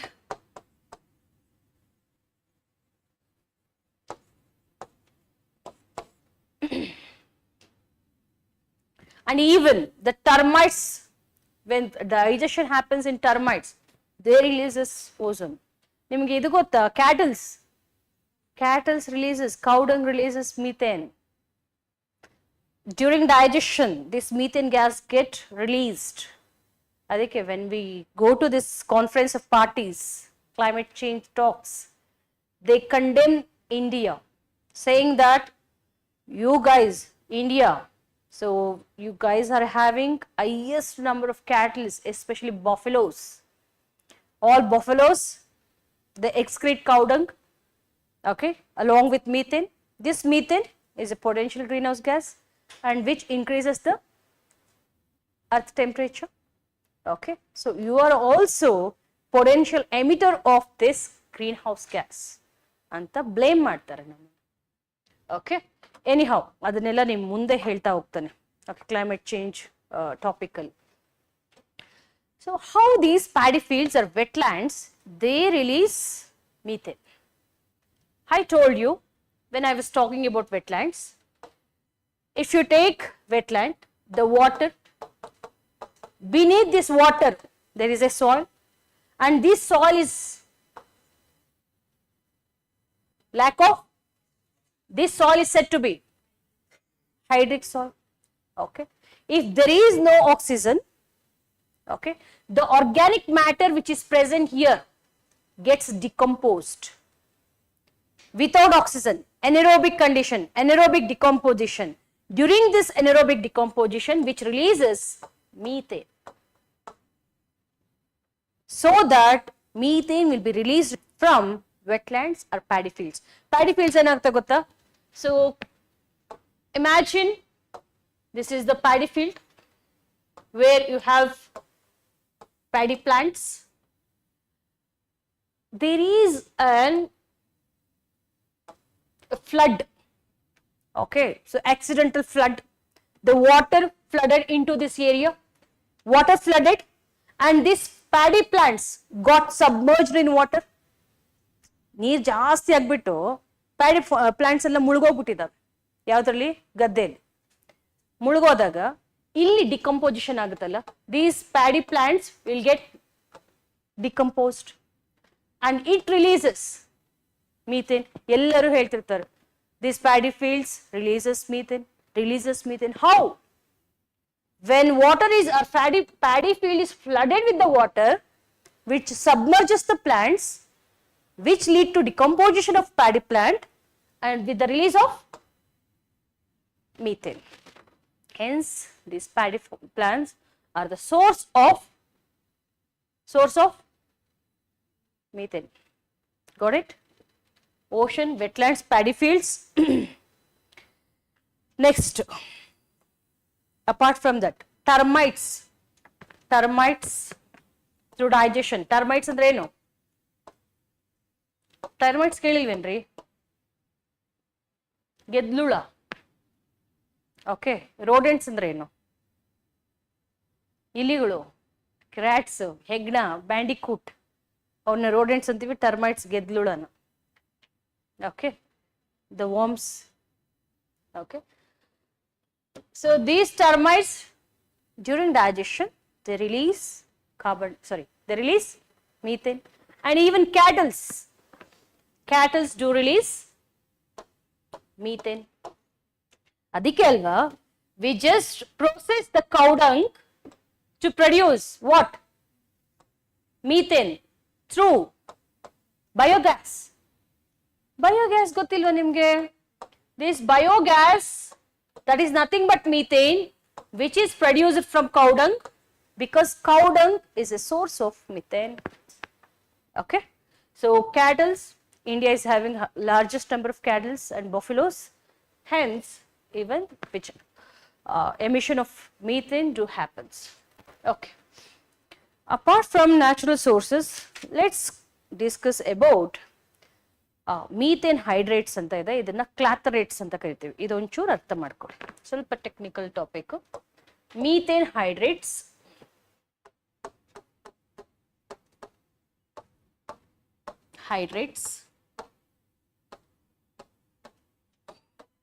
also known as clathrates.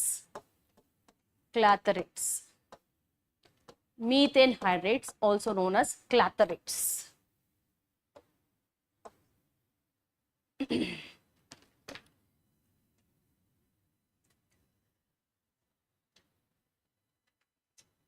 Written clathrates, very easy to remember. These hydrates or clathrates are nothing but association of methane molecule with water molecules. These water molecules or methane molecules getting locked up with water molecule under some specific climatic condition, that is with low temperature and high pressure. Low temperature and high pressure,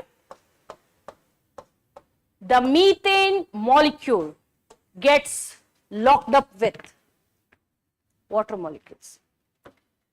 ಕಮ್ಮಿ temperature ಇದೆ, low temperature, high pressure, ಮಧ್ಯದಲ್ಲಿ ಏನಿರೋದು methane molecule at the center, and it is surrounded by water molecules.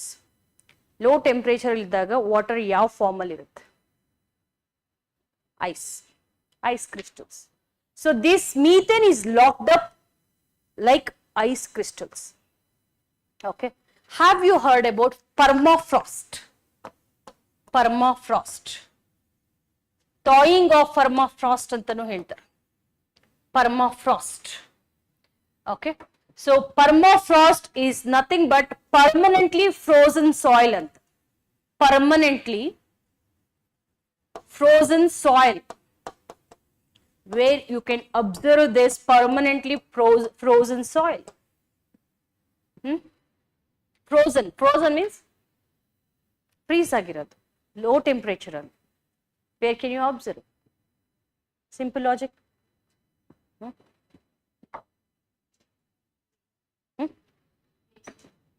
Exactly.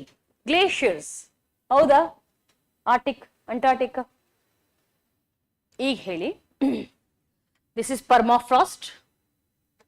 If these methane hydrates are clathrates, they are nothing but this. So there are water molecules locked up. So the center molecule is methane. Around this methane molecule, there are certain water molecules. So these water molecules are icy crystals due to low temperature and high pressure. If these methane hydrates are clathrates, generally they are present as permafrost in glaciers. Okay, in glaciers this methane got trapped. Ega, what can be the resulting factor, or what could be the factor which lead to thawing of this permafrost, or thawing and melting of these methane hydrates or clathrates? ಏನಾದ್ರೆ ಇವೆಲ್ಲ water molecules will get dissociated and methane will get released. By what process this methane could be released out of this hydrate or clathrate? Very good. So that could be said as another way, global warming. Excellent. Got this idea? Concept artha aita? So this permafrost or this methane molecule surrounded by water molecules. So these clathrates or methane hydrates could be found in permafrost. Permafrost is nothing but permanently frozen soil. So when there is slight increase in temperature, global temperature, what happens? Ice melts. When ice melts, this water molecule get dissociated from the methane. The methane will get released. Is it positive impact or negative impact? Negative impact, because it is a greenhouse gas.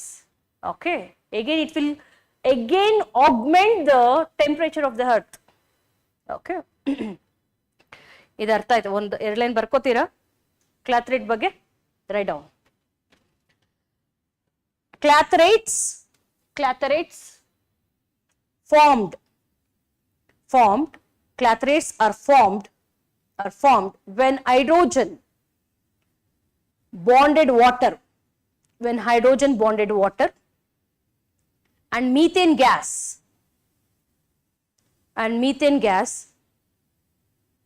come into contact at high pressure and low temperature in oceans ಅಲ್ಲಿ in oceans, full stop. They are in the form of crystalline ice.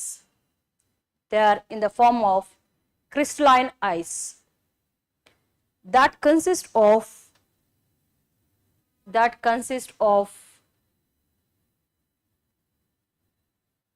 methane molecule, surrounded by a cage of interlocking water molecule.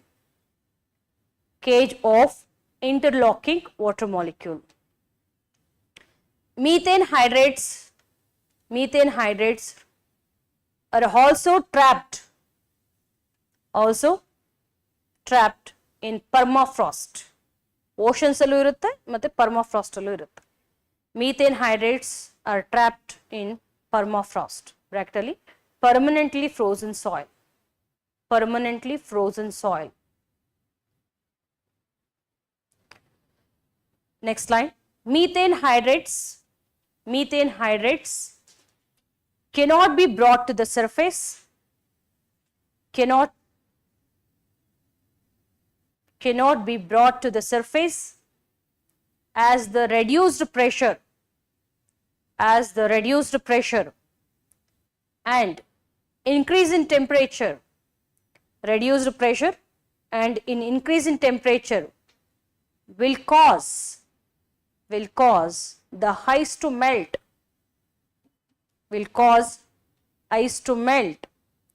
and methane to escape, ಇದು ಅರ್ಥ ಆಯ್ತಾ? ಬರ್ಕೊಂಡ್ಮೇಲೆ ನಿಮ್ಗೆ ಇನ್ನೂ clarity ಸಿಗುತ್ತೆ ತಾನೆ? Okay.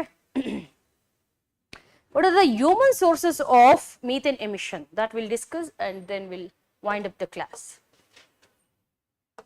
Human sources of methane emission.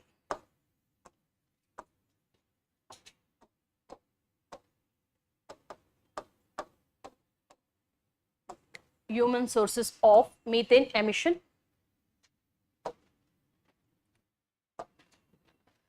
Yes, from your side, from which all the sources you observe methane will be emitted out or released out? No idea? Waste water plant idiyallappa, landfills idiyallappa, landfills, when this solid waste or municipal waste are filled by land surface, that emits methane. Stinking smell baral venri in landfills. So that is the source of methane, landfills. Next, wastewater treatment. During treatment of this wastewater treatment also releases the garbage water. Municipal wastewater treatment also lead to release of this methane, okay, which produces. Agriculture will be done by human beings only. So in what form this methane will be released from agricultural source? Wetlands, paddy fields. Now tane paddy field anna paddy cultivate madodu. Okay, so agriculture, almost 40% of methane is released from agricultural source, for your better understanding. Okay, 40% is released from agriculture. Then fossil fuels, from fossil fuels,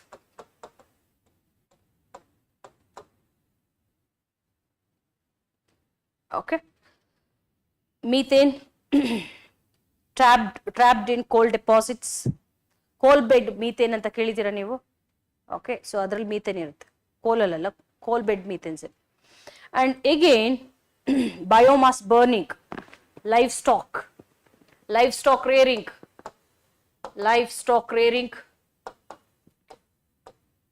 biomass burning,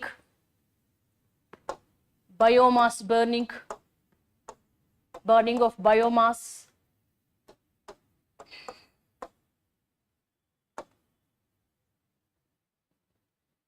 How questions were asked means, so if they give some chemical or this gaseous component, example sulfur dioxide, so what are the sources of emission? They'll ask. Thermal power plants, industries, vehicles, biomass burning. Okay, so like this they'll ask the sources. You must know this. Okay, apart from that, agriculture, wastewater, livestock, rice cultivation, biomass burning. Yes, we are done with this. Methane bed. Okay, so these are all human sources. So nale methane sink nale discuss madona. We'll discuss this methane sink phosphate cycle, sulfur cycle, hydrogen cycle. ನಾಳೆ ನೋಡೋಣ. Thank you.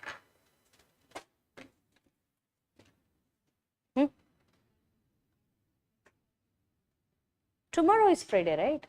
Friday I'll take. Okay. Saturday and Sunday I won't be. Monday.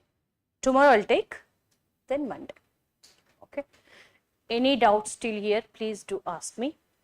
Or else I'll ask doubts. I'll ask questions. Questions Kerala?